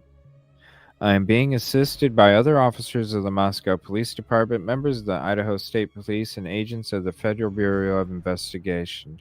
On November 13th, 2022, at approximately 4 p.m., Moscow Police Department Corporal Brett Payne and I responded to 1122 King Road, Moscow, Idaho, hereafter the King Road residence, to assist with scene security and processing of a crime scene associated with 4 homicides. Why 4 o'clock? To assist with scene security and processing of a crime scene associated with 4. Upon our arrival, the Idaho State Police forensic team was on scene and was preparing to begin processing the scene. MPD Officer Smith, one of the initial responding officers to the incident, advised he would walk me through the scene. OFC Smith and I entered the King Road residence through the bottom floor on the north side of the building. OFC Smith and I then walked upstairs to the second floor, and then OFC Smith directed me down the hallway to the west bedroom on the second floor, which I later learned through Xana's driver's license and other personal belongings found in the room was Xana Kernoodle's hereafter Kernoodle room. Just before this room, there was a bathroom door on the south wall of the highway. As I approached the room, I could see a body, later identified as Kernoodle's, laying on the floor. Kernoodle was deceased with wounds that appeared to be caused by an edged weapon. All of this is in the PCA, okay? Also in the room was a male later identified as Ethan Chapin. Hereafter, Chapin was also deceased with wounds later to be determined. Autopsy report provided by Spokane County Medical Examiner Vina Singh, dated December 15th, 2022, to be caused by sharp force injuries. Yes, it didn't show up until right.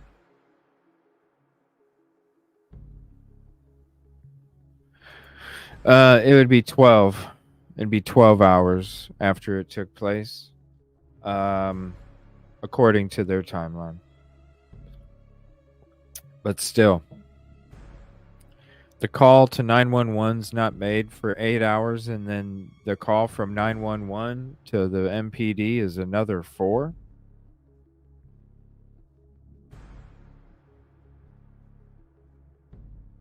Yeah. And I'm going to drop my PCA. I'm going to drop a PCA read through. Here's the old one that I did from before.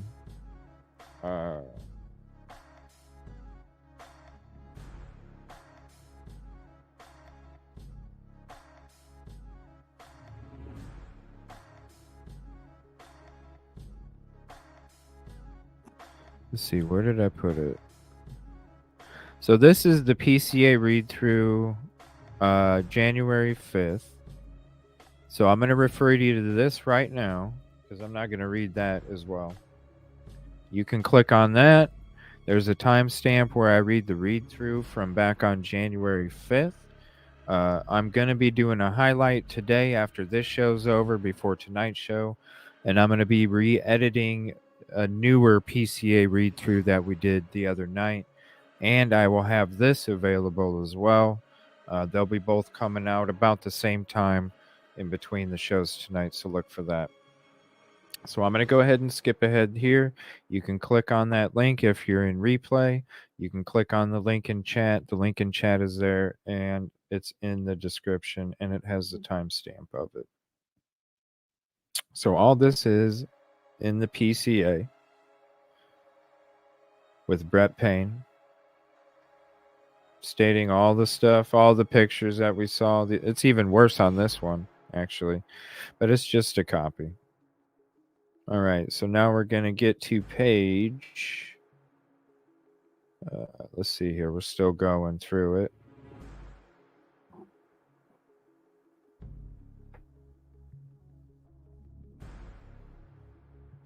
And I'll end up just clipping this part out of the highlight. And just refer. Okay, data compilations.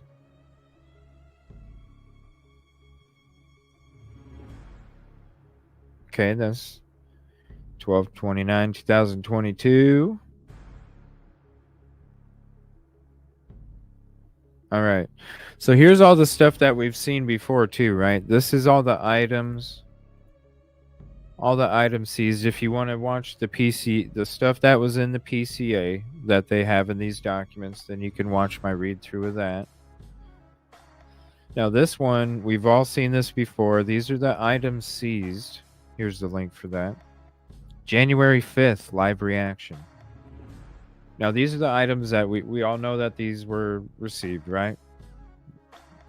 Glove, Walmart receipt, Dickies tag, Marshall receipts, dust container, vacuum, hair strands, fire TV stick, hair strand, possible hair, possible hair, possible hair, possible hair strand. Why does it start off? I don't know. One computer tower, collection of dark red spot collected without testing. Okay. Why? B, 2 cuttings from uncased pillow, reddish brown stain, larger stain tested, 2 top and bottom, a mattress overpacked separately, both labeled C, multiple stains, 1 twist. I mean, nosebleed maybe. And that's the documents right there. Possible, right? Yeah. Yeah, that PCA that we did the read through. It was nice being able to do it again.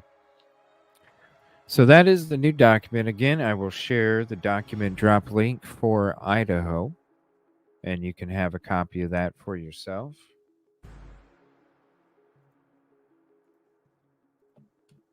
All right, we're gonna see what else is breaking. I like that background as I read these court documents. Right. So now we're gonna go back to my Halloween. I like that background as I read these. I'm gonna have to start doing that. You get the crime scene out when you're reading the crime scene docs. Thank you all for hanging out. Sorry about the hotspot, and all that other stuff. We're getting close to it. Supposed to be repaired. Let me see. Did I get a message from the cable company? I think so. Service has been restored. All right. So what I'm going to do is I'm going to play a video and I'm going to reset my network while I'm still hooked up to my hotspot. After my network is reset, then I'm going to go ahead and switch to my network. So just give me just a few moments here. And we will get back to normal here. 1 second. So let's see here. Let's see if there's anything breaking real quick. I got to keep checking. I want to definitely keep you guys informed on what's going on.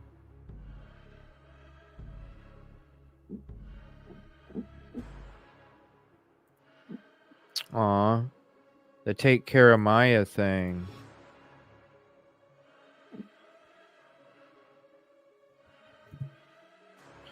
Give me 1 second here.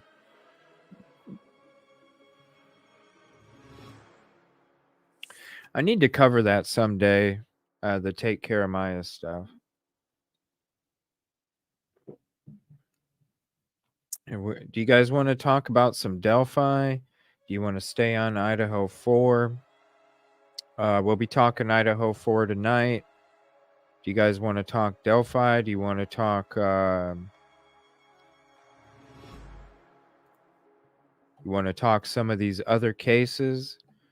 Let me know. I'm going to go ahead and put a poll while I'm rebooting the network, okay? Let me get to one of these videos here. Come on, YouTube. Come on, YouTube. I'm going to put up a poll while I get into one of these videos. I'll let you guys decide if we're going to stay on Idaho4 or go to other topics. Give me 1 second. I'm going to get the next video set, put the poll up, reboot the network, and we're going to continue on. Appreciate your patience. All right, so we're going to watch this Harsh Reality video while I get this booted up. Appreciate Harsh. We just need to have a show sometime together where we're just chit-chatting, bullshitting, and it don't even have to be about true crime, you know? Let's just hang out and have some fucking fun. Maybe he can join us for one of those choose your own adventure games. Yeah, choose your own adventure. We could make the decisions together. Yeah, make the decisions together, right? That's what I'm saying. That's what I'm saying. All right, let me get into this video. This is about Steve claims H.Blum article is obviously fiction. It's going to be a topic for a little bit. Like I said, there's a tidal wave that's coming. I'm letting you guys know. There's going to be some shit coming in chat. There's going to be some shit coming on panels. There's going to be some shit coming on live calls. Please, trust me. I always have your best interest in front of my own all the time, and just please trust that. Always have your best interest before mine. A statement about H.Blum. Well, hello there. How is everyone? I hope you're all well. Guess what? That's right, baby. It's the midweek hump. The midweek hump. So I don't know whether it's all now. Did they say it's all uphill from there or downhill from there? Whatever's easier, which I'm guessing is downhill. Yeah. So yeah, we're over the hard part of the week, and you look amazing, by the way. Have I told you? Yeah, because you do. And we have got some meat and potatoes to get into. As there will be 2 videos today. This is video 1 of 2, unless you've... Depends on how and whether you've watched the other... There's 2 videos today. You know the drill. So first of all, we're going to be talking about Stevie G. Stevie the G-Man Goncalves, as he makes a statement. He makes a statement about how H.Blum doesn't seem that they're friends, and doesn't seem that Stevie G wants to admit that he may have done something that could have potentially fucked up this entire case. And look, what I will say is this, while I just sort out the screen, what I will say is I would have done exactly the same as Steve. 100%. I'd have likely been worse. I would imagine that throughout this process, I would have likely been arrested and faced charges myself. And that's just fact. So when I talk about this and moving forward throughout this video, please know that this doesn't come from a place where I think anything less of Steve Goncalves. I think he's a fantastic guy, and he's a father, and he is doing, again, exactly what I would do, and probably being more reserved than I would. And you cannot blame him for anything that he does. You know, there is no rule book, there is no law book for how we deal with grief. And if you have not been in his position, and I know some of you have, you know, the people who have, perhaps to a degree, understand. But not only has he lost a child, but he has lost a child in this brutal fashion. And that is pretty much, in my opinion, and I'm sure many of you will agree, this is the worst situation that you could ever find yourself in. Ever. Absolutely ever. There is nothing worse. So we'll start there. But we do have to address the fact that H.Blum released this article, and Stevie G has responded to said article. And he's responded in a manner which would make you believe that he is calling H.Blum a liar. He is basically saying that this is a fictional piece. And ultimately, we don't know.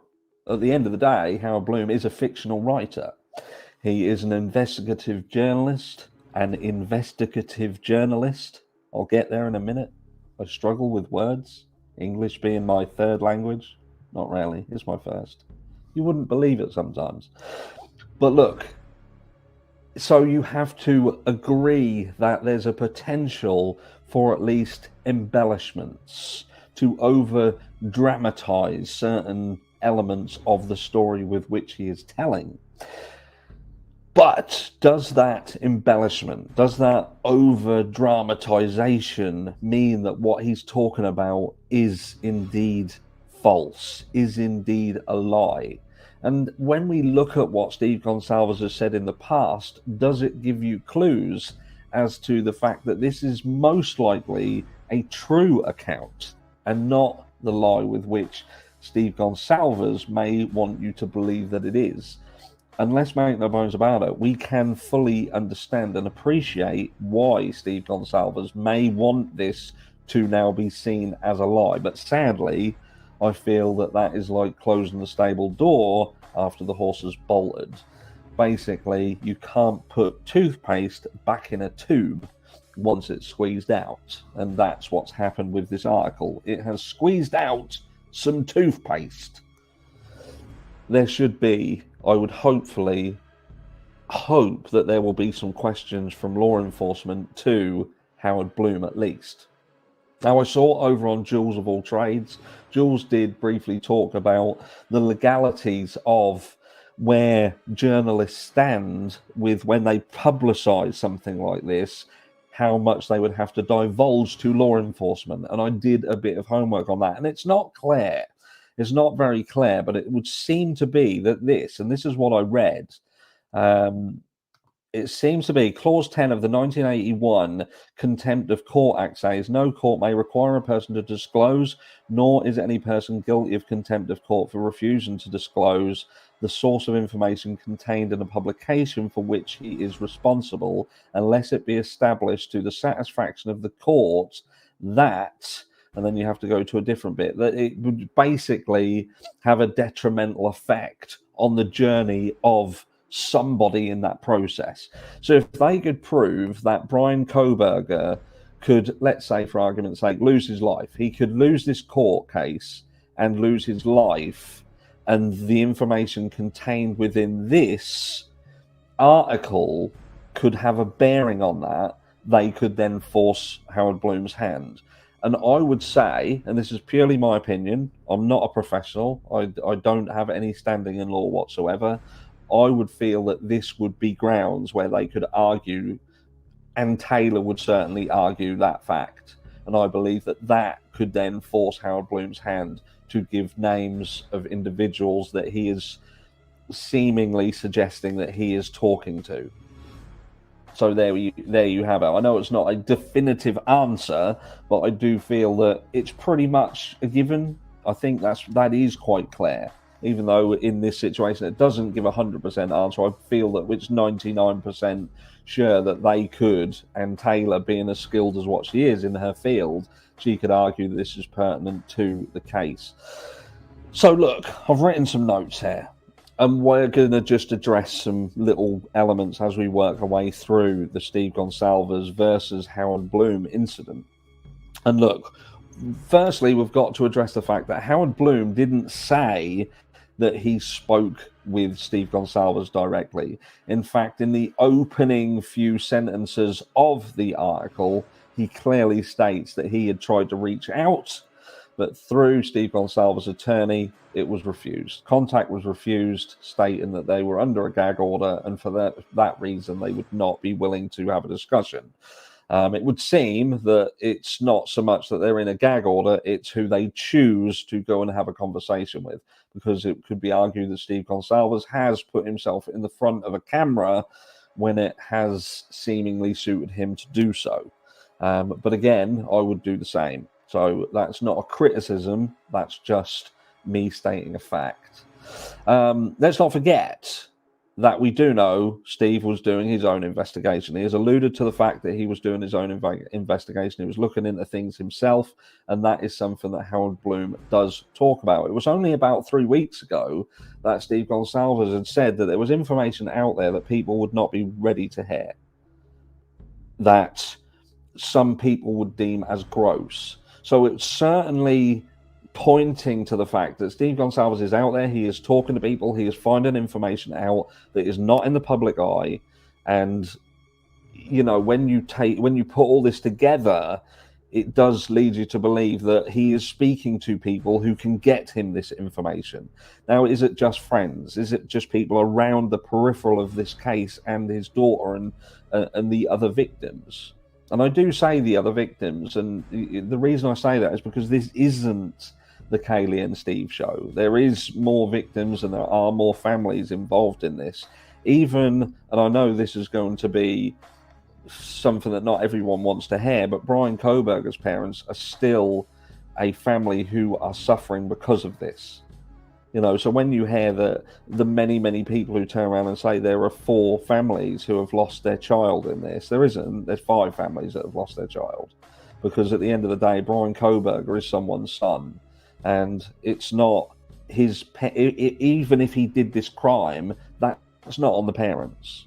Some of you motherfuckers may want to push that because we see it. We see it documented in films of fiction and non-fiction. And that's just the way things are, is that, you know, that parents are very much blamed for the actions of their children. And it's wrong. You know, the onus is on the individual who does the crime.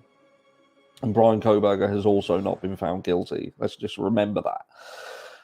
But, so, is this, what have I put here? Now, does the lack of information actually prove that this is true? Now, Steve Goncalves has constantly threatened that if his hand is forced, he will start to speak. He will start to speak out.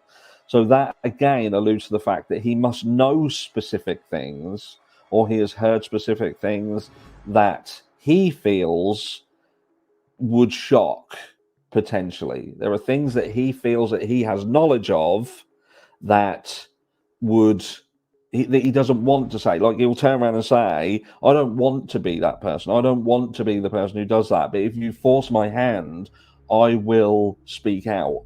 And you have to then question, what is he talking about? What does what is he threatening to come out and speak about? Now, is it that Steve Goncalves knows, or he has been privy to information that would say that there's potentially other people involved in this case? Or is he simply saying that he knows that certain things were done wrong or done illegally, done in a manner with which they shouldn't have been done? But he's certainly pushing the fact that he is privy to information that he feels that would be a threat to someone. He is using that for leverage. And, you know, that's what this article is saying. This is bringing out information. Could you imagine, like, when we just talk about, for instance, and I'm using this as an example, they are saying in this article about Dylan and Bethany speaking to each other via text during the crimes. Well, that could potentially be a situation that Steve Goncalves could turn around and think that some people would find that gross. You know, I think to myself, when he said gross, I think to myself, what do you mean? That was a very strange terminology to use.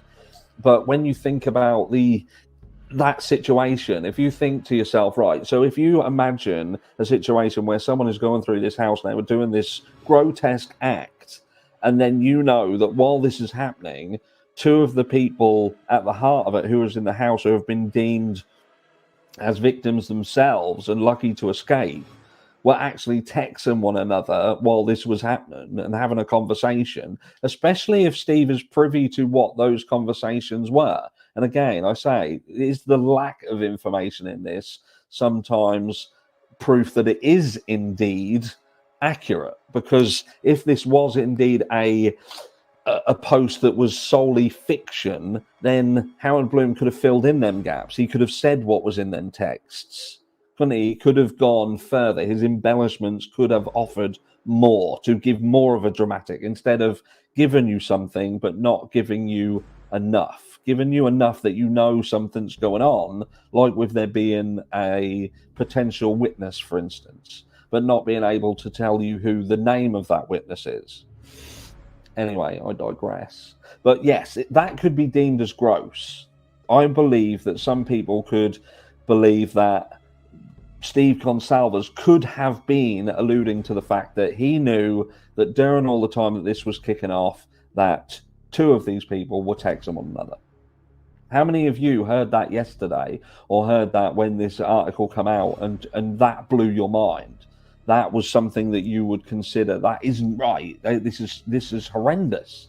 This is horrendous. How can you message one another, but you can't reach out and obtain help and assistance? Especially when there's elements of this case, which I'm going to talk on in video 2 later, because I'm going to be talking about Ethan Chapin specifically. And what rarely sits uncomfortable with me, a lot of you have reached out to me via messages, via emails, and you are asking about a potential confrontation between Ethan and Brian. And I'm going to give you my thoughts on that while this laptop keeps trying to shut itself down. I killed another laptop, by the way, and I'm using some old one. Yes, so that's where we are. We're at a situation where Steve Goncalves has alluded to the fact that he knows stuff, and he's trying to almost weaponize the knowledge that he has to say, look, do your job right, or I'm going to call you out on stuff, and I'm going to start telling people what I know. Like, there was an element when they talked about the Jack DeCure body search, like, so did that not happen then? Are we saying that didn't happen? Now, if it did happen, you then have to be of a mindset that, so someone must have told H.Blum that happened. And the only person who would have known that happened would have been someone who Steve Goncalves had indeed disclosed that information to. Now, would Steve Goncalves have done this with Jack and then told everybody? Because it certainly weren't a post on Facebook, for instance. So I'm guessing that he had a conversation with somebody. Was it Jack himself? Did Jack speak to H.Blum? We don't know. what have I put? I've put Steve G made statements early on that he felt people had been cleared too soon. Steve G still to this day continues to seem uncertain of Brian's guilt, or specifically this being a soul killer incident. And this tells me he does have reason to believe that he does have reason to believe this, or does he just think like I do? There are many that consider Brian a solitary mass murderer. One of them seemingly being Kaylee's mum, Christy. And is that because Steve is protecting her from what he has learned? Now, what was that little ramble all about? And what I'm saying is, for Steve to be in a position where he is unsure, uncertain, and feels that there could potentially be more going on, again alludes to the fact that he must know more information. Now, he may know stuff that he doesn't want to share with Christy at all because he is protecting her, like I would protect my partner. I would want her to not feel any more pain, not feel any more worry and concern. So if I learned that there was a potential that Brian Koberger wasn't the person, if there was more people involved, that there was something that had been done inside that house that had escalated into this attack, and it was in fact Kaylee who was targeted, or this was a retribution situation, you know, off the back end of, and I'll say it, something like the Hannah Clary situation, and this was to do with that, I wouldn't tell her that, because that doesn't help. It doesn't do anything. You know, I would want the system to play out and then deal with something when I have to deal with it. But I wouldn't be pushing worries and concerns like that onto my partner. So Christy may very well be in a situation where she feels Brian is the guy because she has been protected and certain things have been hidden from her. But anyway, is this article simply lies? Is this article fiction? I'm not so sure. I do feel that there is, because of who H.Blum is and what he does, there is no doubt a way in which it's been written to offer up a more dramatized piece. You can see that. You can see it between the lines that has been done. When you talk about how somebody feels and what drives them, and you're putting that into the reader so they can feel it more. They can kind of get where someone's coming from. That's just what people do when they write articles like this, to make it more engaging. But when you strip everything back, when you take all that away and you just look at the facts, I say facts, just look at the pushed facts that H.Blum is talking about, when you strip back all the noise, what is he telling us? He's telling us that Steve Goncalves was a pissed off father who didn't trust law enforcement. And we see that. We see that. We've seen him firsthand saying it. We are hearing that there was a potential that he didn't trust Jack DeCure and wanted to do a physical search. And is that unreasonable? Steve Goncalves said that he didn't trust people. He thought people had been cleared far too soon. Who had been cleared soon? There's only so many people who Steve even knew who had been cleared very, very early. And that would have been the surviving roommates and Jack and co. So again, I think that goes hand in hand with what the article is suggesting. Furthermore, he goes on to say that there's a potential witness who came forward. Now, is that out of the realms of possibility?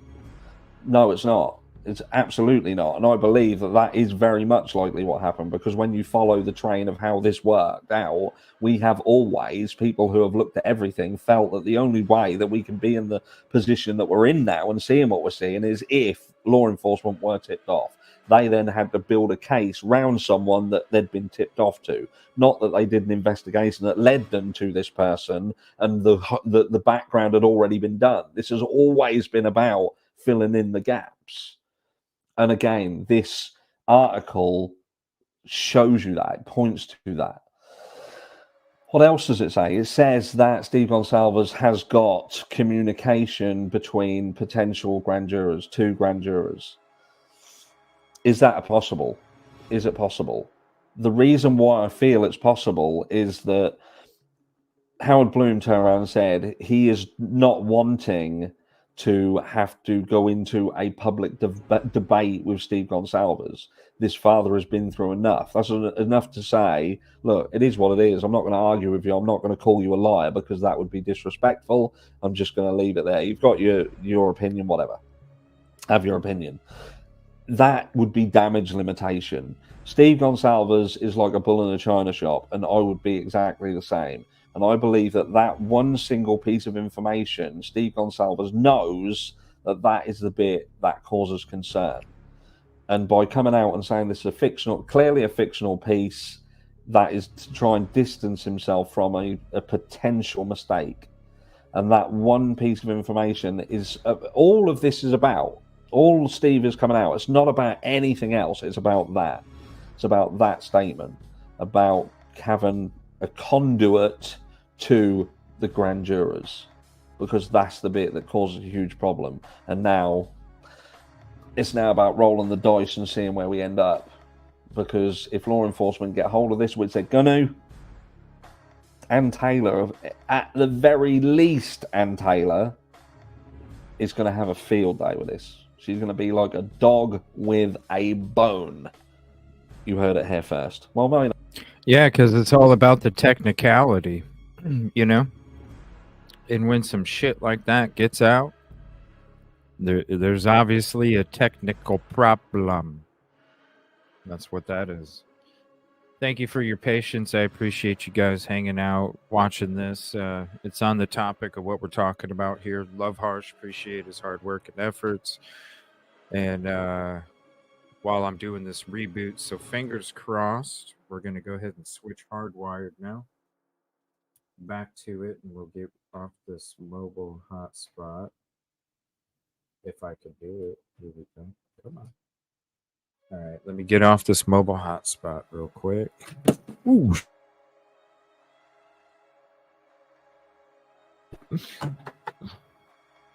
All right, let's just shut this thing off.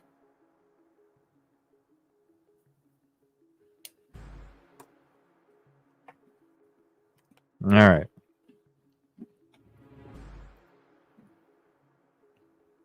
So hopefully this is better.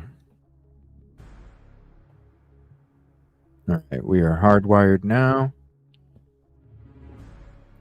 Fingers crossed.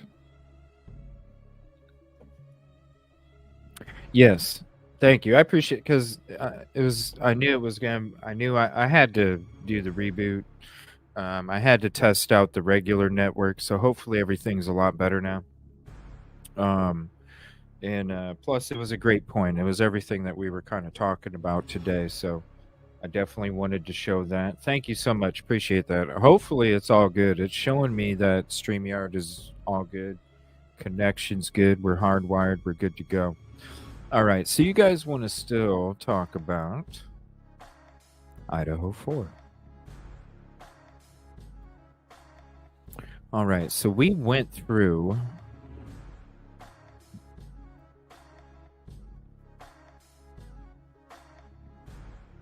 the Washington documents. Now, this is, let me see here. Since he was talking about people that were, quote, cleared, I'm going to show you guys this. Again, this is the website, King Road Homicides, Moscow PD. For your own. You want it for yourself. Again, who is not believed to be involved? And let's go full screen on this. Let's go like this. There we go. 2 surviving roommates, male in grub truck. Surveillance video. Private party driver who took Kaylee and Madison home on November 13th. The male, Kaylee and Madison, called numerous times during the early morning hours of November 13th.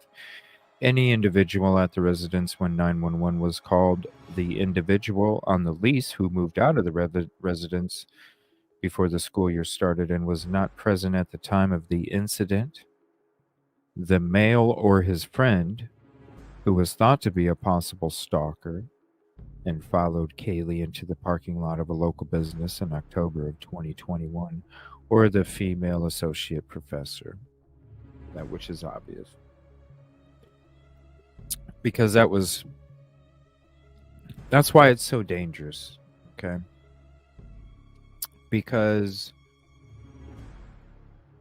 you could, especially with this whole TikTok thing, you could create something. What's up, Dream Suburb? You could create something. You could make it be some crazy ass shit like people here on YouTube, TikTok, articles. Make up some crazy ass shit, and then people's real lives get affected over this bullshit.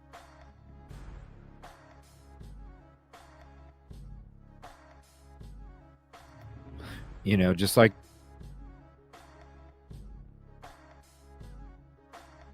with the crime. Some person wants to put it out there like she did, and she goes as far as to making a shit ton of videos blaming this poor professor for being involved. It looks like StreamYard, or I don't know, something's acting up. It's just, it's so dangerous. All right, so this is a channel we haven't even watched before. I don't think. I'm going to be introducing you guys to another channel here. And I'm sure you're familiar with them. Have a decent following. Midnight Radio. They had a video that came out, let me see, this was a month ago. Okay. I was going through some prep work yesterday, and I came across a couple of these videos from a while back. And I was like, you know what? We never did hit up these videos, because there's a lot of videos that I save, and I really don't go through that many. So when I go through some of my previous months and stuff, I kind of find little gems that I was like, ooh, I wanted to check this out with everybody. And we never got to it. So this is one of them. This is Idaho4, Hidden Evidence, Bethany Funk, and the Naked Man Theory from Midnight Radio. In this video, I make zero promises and zero accusations. The Naked Man Theory is something that was stated by Brian Kohlberger's defense, as reported in the affidavit when they tried to subpoena Bethany Funk for a possible exonerating alibi. Please subscribe and hit the bell so you can join in the conversation, and please hit that like. Thank you. Look in the video description below to check out the links to the sources.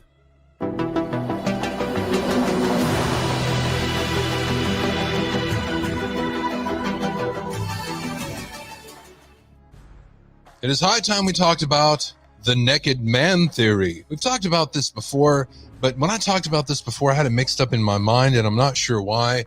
I had DM and Bethany Funk. DM is Dylan Mortson, and Bethany Funk. Those are the two surviving roommates from the Idaho4 massacre in Idaho. And we all know that Dylan Mortson is the one that said she went into a shock phase outside of the room when she saw this man with a ski mask on his face. This is from a month ago, and who knows? Exculpatory evidence. It's already stated in the documents. It exists. It's real. What is the exculpatory evidence? We don't know. But it says it's exculpatory to Kohlberger. It says right in the documents. First, it says BF has evidence to state that of towards BK's guilt, but also has exculpatory evidence as well. So who knows? Why would it be I mean, it's obviously important. The defense wants to know, what is the exculpatory evidence? Shouldn't they know? You know, you have all this evidence proving my guilt. What's the evidence you state you have that's exculpatory? It's only fucking fair. If it was me in that position, I'd be like, yo, you got all this shit saying I did it. Let me see the shit that says I didn't, and let's see which one balances out, yo. If you have it, you state you have it. I don't have to say you have it when you didn't say. You already stated you have it. So why can't you tell me? What's the problem? That's the problem. With these big bushy eyebrows, walk right out the door, okay? And we all heard that Bethany Funk, or Funky, which I'm told is pronounced Funk. Her mother. Do you guys want me to do live calls again? Let me know in chat if you guys want me to start doing live calls again. Is a lawyer. She clammed up, never said anything to anybody. There's very little known. There's been a little bit reported. I'm going to show you the evidence that I do have, and we're going to talk about the naked man theory. And we all know that right before there was a grand jury, and they changed it into a secret grand jury where none of the evidence was shown to us, but they had enough that they felt, and you don't know what it is, all right? It's more than was on the arresting affidavit, all right? You don't know what it is. It doesn't matter if you think you do or not. None of us know yet, okay? Right. Some people think that there's a lot more incriminating things on there than what is left to the public. All of this is being kept really close to the chest by law enforcement.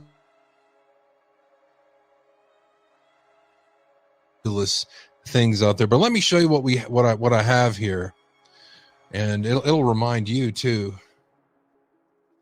So if you look at, let me pull this up real quick, and we'll talk about the funky naked man theory. Share it with you right now. So right here, as you can see, this came out from the Mirror, a fine journalistic organization. Again, this came out in April 25th. The surviving roommate in the University of Idaho stabbings has begged not to appear at the suspect's hearing. Bethany Funk, 21, the one whose mother's a lawyer, the one, like, her mother swooped in and nobody's talking about Bethany Funk. Nobody. Nope. One of the two survivors, Miss Funk, allegedly, all this is allegedly, heard or witnessed things which could potentially exonerate the suspect. All right? That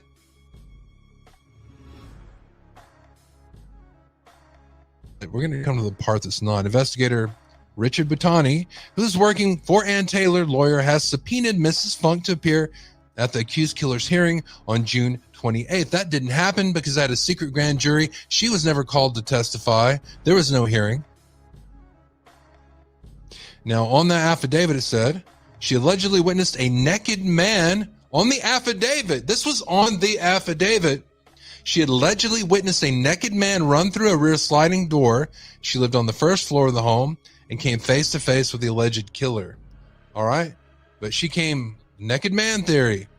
Who is the naked man? Who is the funky naked man? That's what people are saying. Was it Brian Kohlberger? Maybe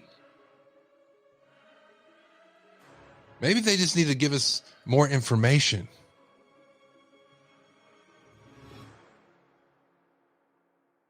Tony argued will be a critical witness. Mr. Kohlberger's lawyers claim Miss Funk has exculpatory evidence, information that is material and necessary to the alleged killer's defense. If she refused to appear, she could face a potential fine of $500, 25 days. She agreed to meet with the defense. She agreed.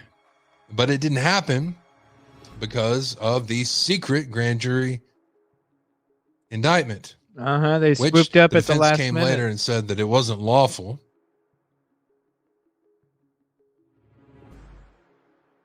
Complete no. Shadow of a doubt. Instead of just he could have done.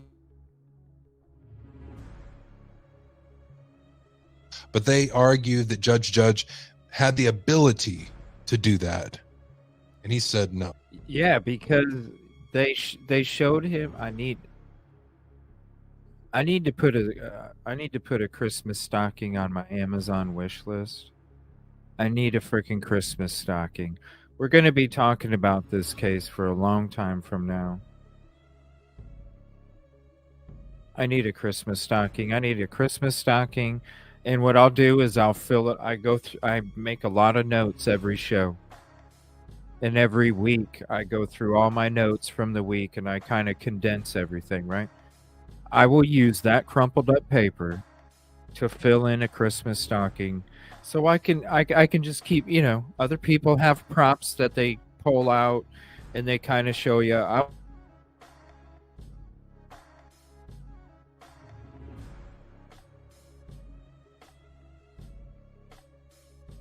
Are you serious, internet? The internet's dropping. They didn't fix nothing. Oh, yeah. It's going to be cutting out here and there, so sorry if it bugs out on you. I need to get a Christmas stocking so I can start showing people that. I'll just whip it out and be like, yep, look at that. It looks full. Come on, StreamYard.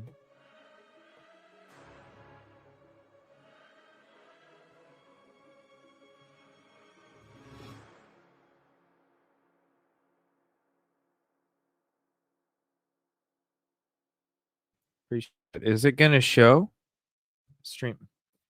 This frickin'. I'm calling a new internet company. I'm tired of it. It ain't never getting fixed. I just need to go satellite. What can I do for satellite internet? What's satellite internet? What? That Elon Musk shit? Elon Musk satellite shit? What's up? I need to get some kind of satellite internet or something. I don't know. This freaking shit here sucks. Tired of it. All right, so we'll finish this video. I never really checked out his channel before. Definitely digging what he's putting down. I appreciate his commentary. I just came across his channel. He was talking Idaho4. Has a cool logo down there. Some dude screaming in a microphone. Pretty cool. Definitely looks neat. I like that. Oh, not much, Lisa. Reread some documents. Went into some H.Blum stuff. I went on a rant. Whatever. So what do we have here? Well, so far, we have them going full throttle with a secret grand jury that none of us can know about what they talked about. We have the DNA genetic witness supposedly being swooped in there real quick when BF was going to be talking. They were even, defense was even like, yo, we'll come down there. Like, you don't have to go nowhere. We will come down there and talk to you. Okay, that's cool. Prosecution say, oh, no. Oh, no. Oh, no. Here, look, Christmas stocking.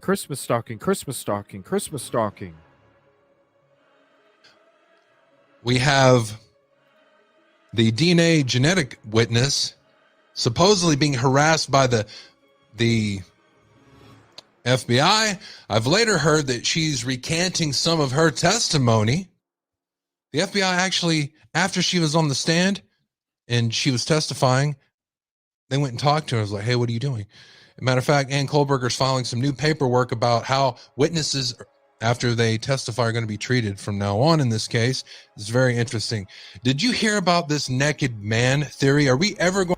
And then we heard the conversation that she had. We did a show where we watched Truth and Transparency. Shout out Truth and Transparency, where we watched the conversation where Vargas was on her show and they talked.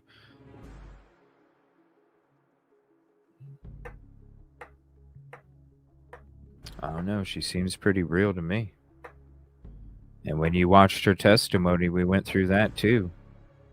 Again. Multiple times. Definitely uncomfortable saying some things, and she even says it. I'm uncomfortable kind of saying this. But yeah. They can do that. Oh shit!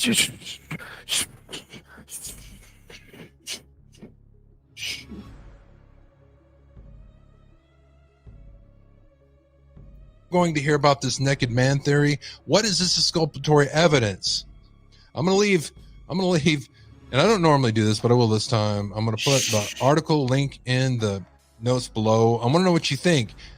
Do you think Bethany Funk really has information about this? She's not talking about it because maybe she was doing some illegal things, like maybe she was using some kind of drugs. You know, a lot of people are calling this racist. They are. I mean, they're saying there's white girls murdered. There's a white man that did it. It's national news. And you have some students that didn't call until 8 hours later. Police didn't show up until 12 hours later. And supposedly they were on drugs. Maybe there was some drug evidence they're getting rid of. I don't know. People are saying this. If they were black, would they have been treated different? I don't know. These are questions that just boggle my freaking mind. I want to know what you think about it. I want to know if you think that Funk has more information that she's giving out. Do you think it's okay? Because perhaps these girls didn't have anything to do with it other than they were doing things that were unlawful that they shouldn't have been doing. So they needed some time to think about it. Somebody needed to call their lawyer parents. All right. What about the phone calls made? It does say in the affidavit that Bethany Funk's phone was taken and that Dylan Mortson's phone was taken, and they know where they called or not.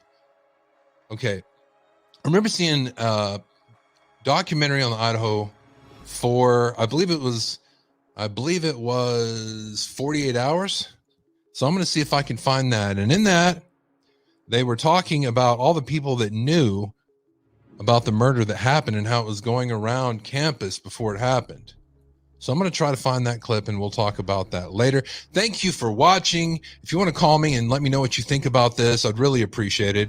Phone number is 325-261-0892, 325-261-0892. You're always free to email me, midnightrad.io101@gmail.com. That is midnightrad.io101@gmail.com. Hey, check out a radio station. Why don't you? You can go to iHeartRadio, download the iHeartRadio app, the TuneIn app, Android or Apple, and you can look for Midnight Radio and favorite. It will be there for you. If you like true crime and you like awesome music, then you can't go wrong with that when you're not watching YouTube. Check that out. You can even listen to it in your car as you're driving. Until next time, all my best. Well, hello there. How is it? Pretty cool video. Whoa, damn. That's a pretty cool video. Midnight Radio. Are you guys familiar with that channel? Midnight Radio. Boom. Yeah. Midnight. In this video, Radio. I make zero promises and zero accusations. Whoa. Whoa. So what do you think about that? Do you think that's the naked man theory? I definitely think that it has something to do with the description not matching BK. I think that's what the exculpatory evidence is. I think it's something that doesn't match up with what BK's description is. Whether it's clothing, body type, sex of the individual, right? Because there's plenty of people that have bushy eyebrows, even females. You know what I'm saying? You don't know. All right, give me 1 second here. Where's this other gem? Oh, yeah, this one right here. Crime Circus. This is one I wanted to check out from last month. We never got to. Appreciate Crime Circus. We're going to be going into some body cam and some grub truck tonight on tonight's True Crime Show. Later on tonight. Body cams and grub truck. Oh, yeah. I can't wait. Crime Circus, Crime Circus. Oh, hold on. Now this, I never really thought this was really real. Maybe in the beginning when I was getting force-fed shit by News Nation, I thought maybe this whole... I mean, and you all still might feel this way. I don't know. I'm just saying me personally. I haven't felt this was really... Maybe the first couple weeks. Not even. I don't even think it was a couple weeks that I was sucked into this part. But I'm not... Me. I'm just saying my personal opinion. It's legit on your side if you still think it. I don't think he was an incel. I think that was kind of promoted. I think the evidence or the information that was being supplied to mainstream media was also kind of trying to make this person out to be a loner. Somebody that was upset. So, I don't know. I never thought it was part really that much. Maybe a couple days. I don't even think it was 2 weeks. I don't even think it was a week. It made sense for maybe a day. Maybe when I watched the video. Not since. But I do want to hear this. I did want to watch this last month. Incel Nation. I love Crime Circus. What's up, Angela? I love Crime Circus. I love the production, the presentation, top notch.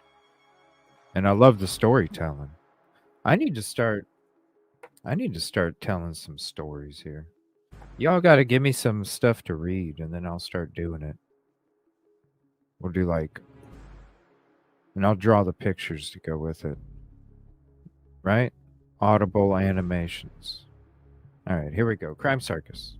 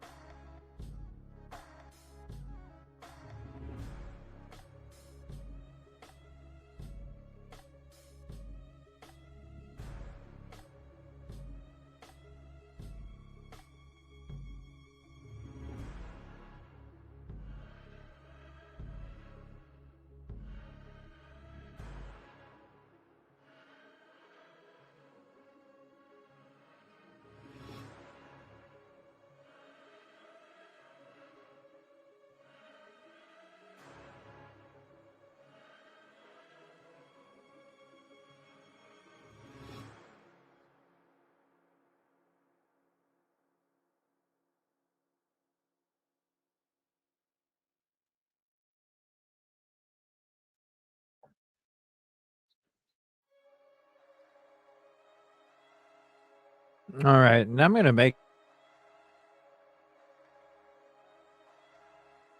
right now.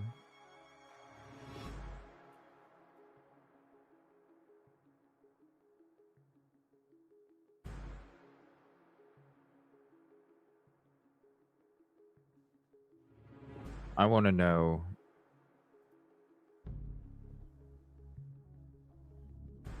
do you think, 91%. We're continuing the Idaho4 case. I want to know, is BK guilty beyond reasonable doubt? 21 minutes to vote.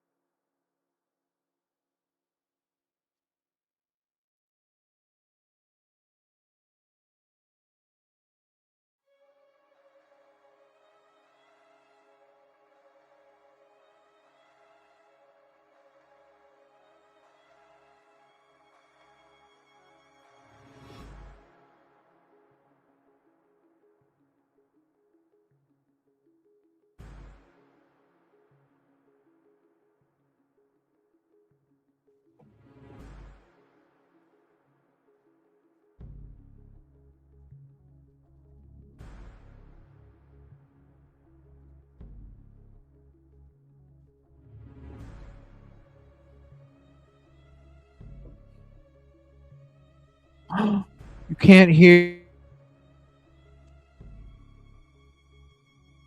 I'm sorry. I could hear the freaking StreamYard, man. I'm sorry. I'm sitting here doing some stuff in the background. My bad, everybody. Damn. I'm sitting here doing some stuff in the background. One.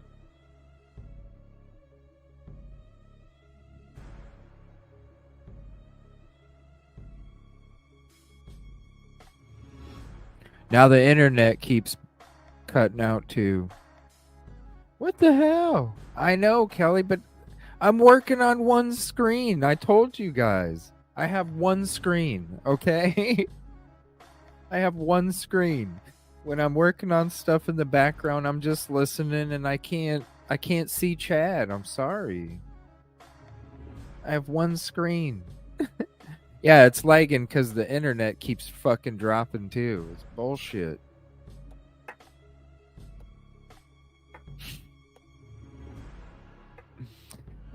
One screen. That's all I got. Come on, cut me some slack. It was only a few minutes. It wasn't like 10. I'm sorry. I'm sorry. In today's episode, we are going to discuss the straight white male. Okay, for real. I gotta go back to my stuff in the background while I listen to this. Brian Kohberger and the online bullying campaign against him. It is right, yes. And we are going to set the record straight on a few miscellaneous topics that some of you out there are confused on. Peeping Toms, fake news, tabloid sensationalized clickbait, as well as incels, and the alleged purchase of the Amazon K-Bar. You'll see why. Now, without further ado, let's jump right into this episode and see what I have to say for myself this time. You'll see why.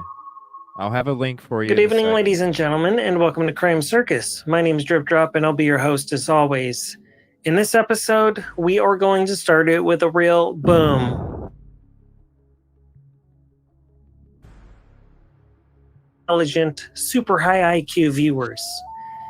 Those of you that keep coming back to Crime Circus and share your thoughts and opinions down in the comments inspire me and motivate me to keep doing what I'm doing. I think we're on the right track here. So,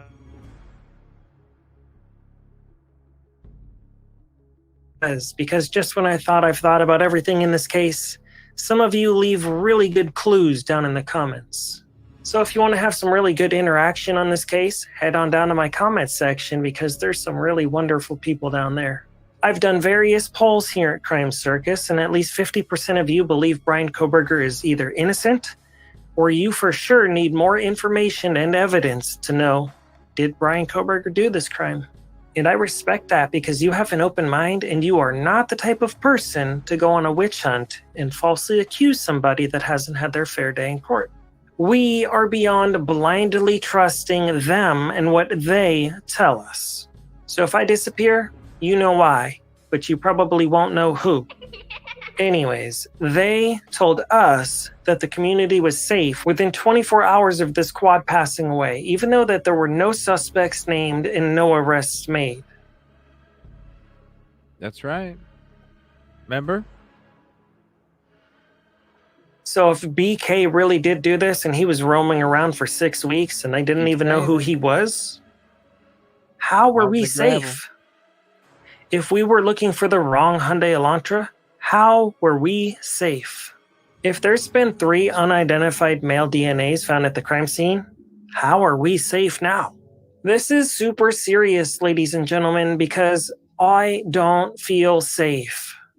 Boom. Within 24 hours of this crime, did they tell us that we were safe because they thought the alleged suspect was in Africa? And why was this alleged suspect in Africa anyways?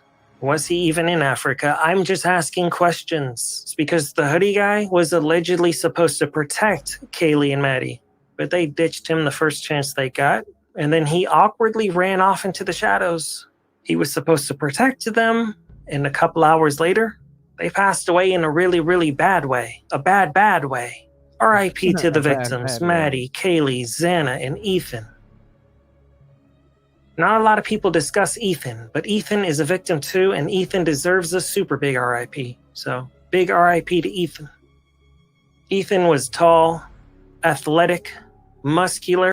There, I had to set up the link for tonight's show. It took me that long. So there's the link if you want to click it. We'll be talking fresh notes, body cams, grub truck, docs, updates, and more tonight for the episode for the true crime. It'll be at 7 o'clock Central, 8 o'clock Eastern. We'll be late nighting it tonight. We'll be going about 4 or 5 hours or so. We'll be late nighting it tonight. That's what. I'm sorry, everybody. My bad. Sometimes when StreamYard mutes these things on its own, there's nothing I can do about it. I apologize. So I'm sorry. I appreciate you guys. He was a protector of his woman. Certainly, an alleged weakling like little Brian Koberger would have been no match for a big man like Ethan. But for that to make sense... No, Drip Drop is his own person. I personally worked with others. I know who has information and who don't. You'd have to believe Brian Koberger is not a tall man. Some of you think he's short and weak. There's very little debate for that. Especially when you're like me, where you get a lot of information. You kind of know what... Never mind. There's very little dispute. Some of you just aren't convinced, but I'm not here to convince you because I don't care what you believe one way or the other. This presentation is not to manipulate you or make you feel some sort of way or to convince you one way or the other. This presentation is simply a discussion in the thoughts and feelings of somebody else's fantasy that isn't mine or yours. Yeah, a fantasy is what... Anyways, moving right along. It's been alleged that Brian Koberger is an incel. And an incel is new modern terminology, so some of you out there may not be familiar with what an incel is. So I'm going to read some definitions of what exactly that is, because it's a big part of this crime. Many people have alleged that's his motive. Well, let's read the definitions. The first result on Google says incel, a member of an online community of young men who considered themselves unable to attract women. SEXUA. All I'm saying is when you're a person who digs and gets information, you know who gets it and who gets it given. That's all. That's all. LLY. When I give people 150%, I give them 150%, and that's in all aspects. And when you're behind the scenes, you know behind the scenes what the fuck. You know, that's all. Typically associated with the views that are hostile towards women and men who are beepingly to each active. their own. You know what I'm saying? To and each when I their say own. beepingly, you know exactly what I mean. Let's check out another definition of this word. That's all I worry about. I worry about me. A person, usually a man, who regards himself or herself as being involuntarily celibate and typically expresses extreme resentment and hostility toward those who are beepingly active. So I think you catch my drift. An incel is basically somebody that just... All you got to do is do your homework. That's it. All you got to do is do your homework. Sits at home and plays video games, and they're not really able to interact with the opposite sex. They become bitter and hostile. I don't think he was an Some have alleged this is Brian's motive. Well, I'm not so convinced. Let's see what this And we're going to look at some pictures, and it'll show exactly why Brian can't be an incel. Check these out. Here's a picture of Brian Koberger with a female. Incels don't take pictures with females, ladies and gentlemen. It looks like he's at some type of a bar or a really cool restaurant with dim lighting. But if I had to take a guess, I'd guess it's a bar. Anyways, he's smoking his cigarette. He's posted up with this beautiful... Yeah, this was a story that came out way back when about how she went, you know, they were friends. Then he used her to get some substances and all this other stuff. We remember it. It was a PR thing. No, I've never told anybody who to watch or not to watch or who to like or not to like. Everybody can do their own homework, that's all. But this was a story that I don't know. It was supporting the whole incel thing. I just never saw it. The whole incel thing, even though when I was sucked into the mainstream media shit in the beginning, I wasn't sucked into this incel shit. Beautiful young woman. Looks like he's having the time of his life. Yeah. Newsflash, incels can typically be found in their mother's basements, not at bars with females. Now, moving right along to the next exhibit. Now you can see a picture of Brian Kohberger in the backseat of a car, and he seems to be side by side with the two smiley human beings, a female and a male. You can see the woman is beautiful and the male is a real Chad. Anyways, you catch my drift with what I'm saying here. Brian Kohberger had friends. Smiley friends. They seem to enjoy his company. Now let's see what else I've got in store for you. In this photograph, Brian is dressed very nicely, and he is standing next to a soldier. And the soldier has his hand on Brian. This looks to be some type of a wedding. How many incels or socially awkward people have ended up at weddings? Anybody can just opt out of a wedding if they choose to. They could say, I'm not feeling well, or I don't want to go, and honestly, most incels aren't even invited to a wedding in the first place because people know that they don't want that type of a weirdo at their wedding. Moving right along, another picture of Brian Kohberger with the two women. Their identities have been blurred for their own privacy and safety, because privacy and safety is super important here at Crime Circus. It's a safe place. Here's a really thought-provoking picture of Brian Kohberger. You can see him walking in the courtroom with a little smirk for his attorney, Ann Taylor. He really likes to make eye contact with her. They always exchange little grins, little smirks. They look each other in the eyes almost as if they know a secret that none of us know. Boy, oh boy, I'd love to be a fly on the wall for their secret conversations. It'd be really nice if client attorney privilege didn't exist. Then we could all eavesdrop in on all the juicy things that they discuss. Anyways, you can see how confident he walks into that courtroom. Look at his good posture. Incels and people that nobody likes, they don't walk with that type of a posture. That's a confident walk. That's the walk of a Chad. Here's an older photograph of Brian Kohberger, and he was doing push-ups. It looks like he was in ROTC. That's a military program inside of high school. Incels can't even do a single push-up because all they do is play video games. An incel's thumbs and fingers are usually quite a bit stronger than the average human being. However, their chest muscles and upper body strength and back muscles and arms are typically underdeveloped, so they're unable to do a single push-up. At the time this photograph was taken, Brian Kohberger had probably already done about 100 push-ups. Damn, Lulu. And he's still going for more. Young, fit, athletic, with his whole life ahead of him, and highly intelligent. Here you can see Brian Kohberger at a book. Author and get her autograph. Also take note of the audience. He is surrounded by beautiful young women, and he's sitting front row. Check this out. We've got some more pictures from this event. Front row.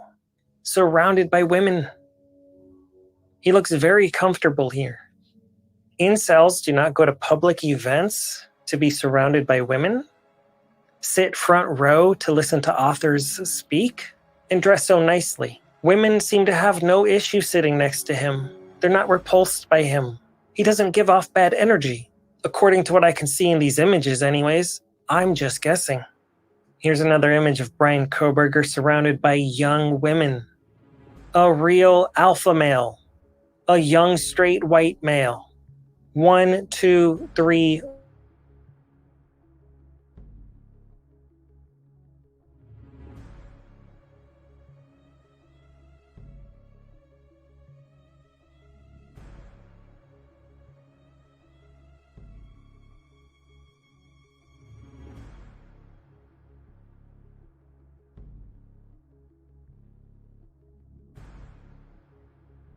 Showing us certain images of Brian Kohberger, possibly to make him look like an actual psychopath.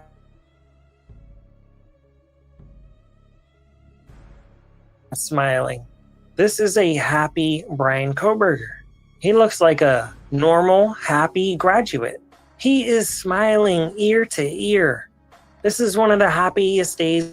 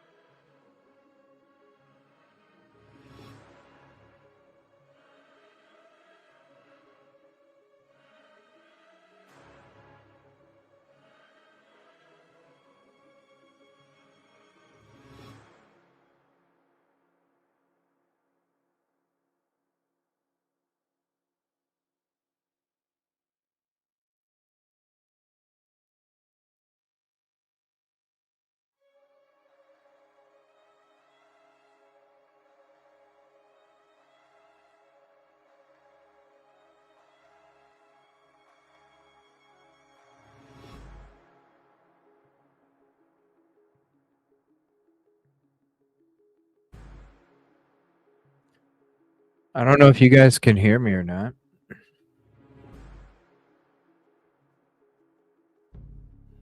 But I'm sitting here watching the frickin' internet just keep dropping.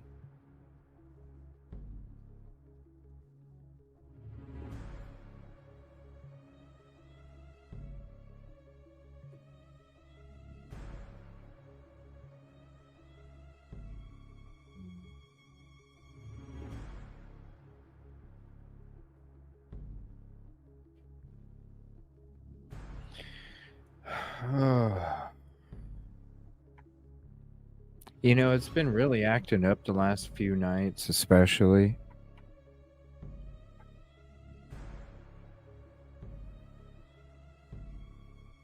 I don't understand.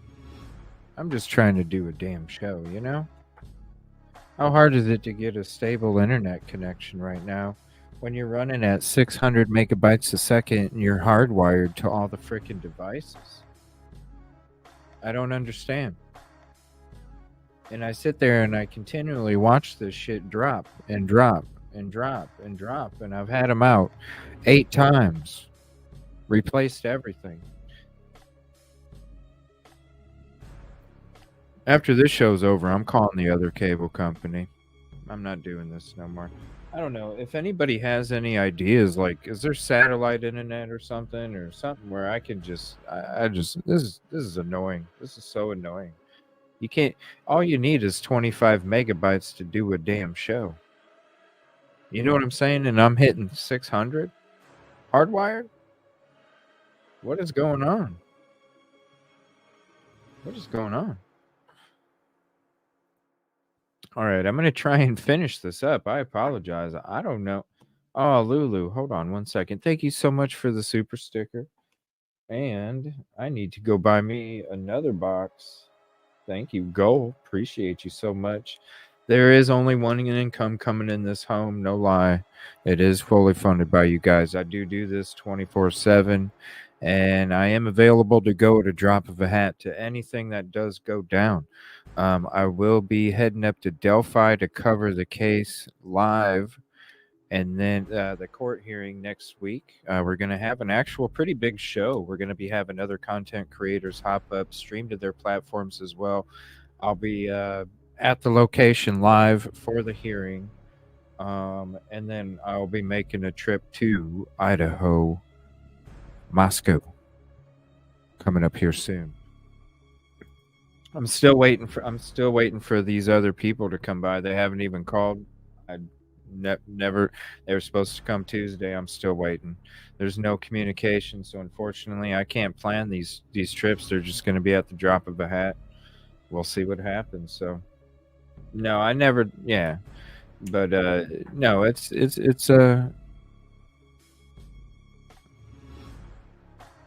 freaking internet, man. I think here, I'm gonna put the link to this video because it's got to be fixed by later tonight. It's got to be fixed by later tonight.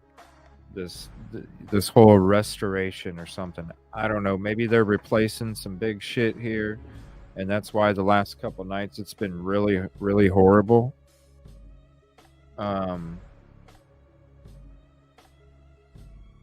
Was it okay when I was going off my hotspot?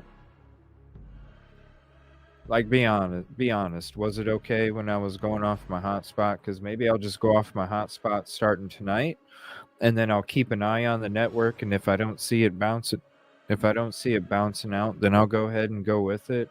The last thing I want to do is give you guys horrible audio, horrible video, or any kind of that. That's just, it's not acceptable to me, and it shouldn't. It shouldn't be acceptable to you. It's not. No, it seemed better. Okay.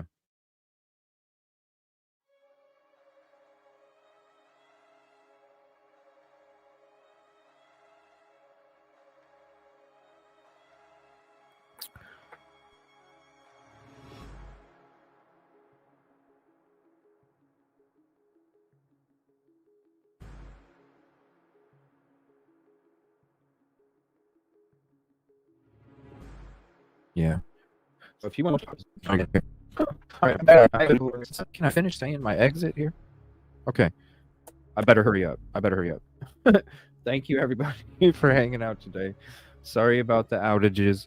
We'll be better tonight. I'll be back tonight. We're going to have a knockout show. It's going to be a late night show. We're going to be doing grub truck, body cam, updates, docs, and all that good stuff. Appreciate you. I'll see y'all later tonight. Tomorrow afternoon, we're going to be having the architect on the show, talking Emily Noble. Tomorrow morning, 11 a.m. Central, 12 noon Eastern, we're going to be having Typically Unique on the show. So we'll be doing 3 shows tomorrow. We'll be having 1 interview, talking about 1 case, and then we'll be doing another true crime show tomorrow night. Busy, busy, busy. It's all for you, everybody. Thank you so much. I appreciate you. We will see you later tonight.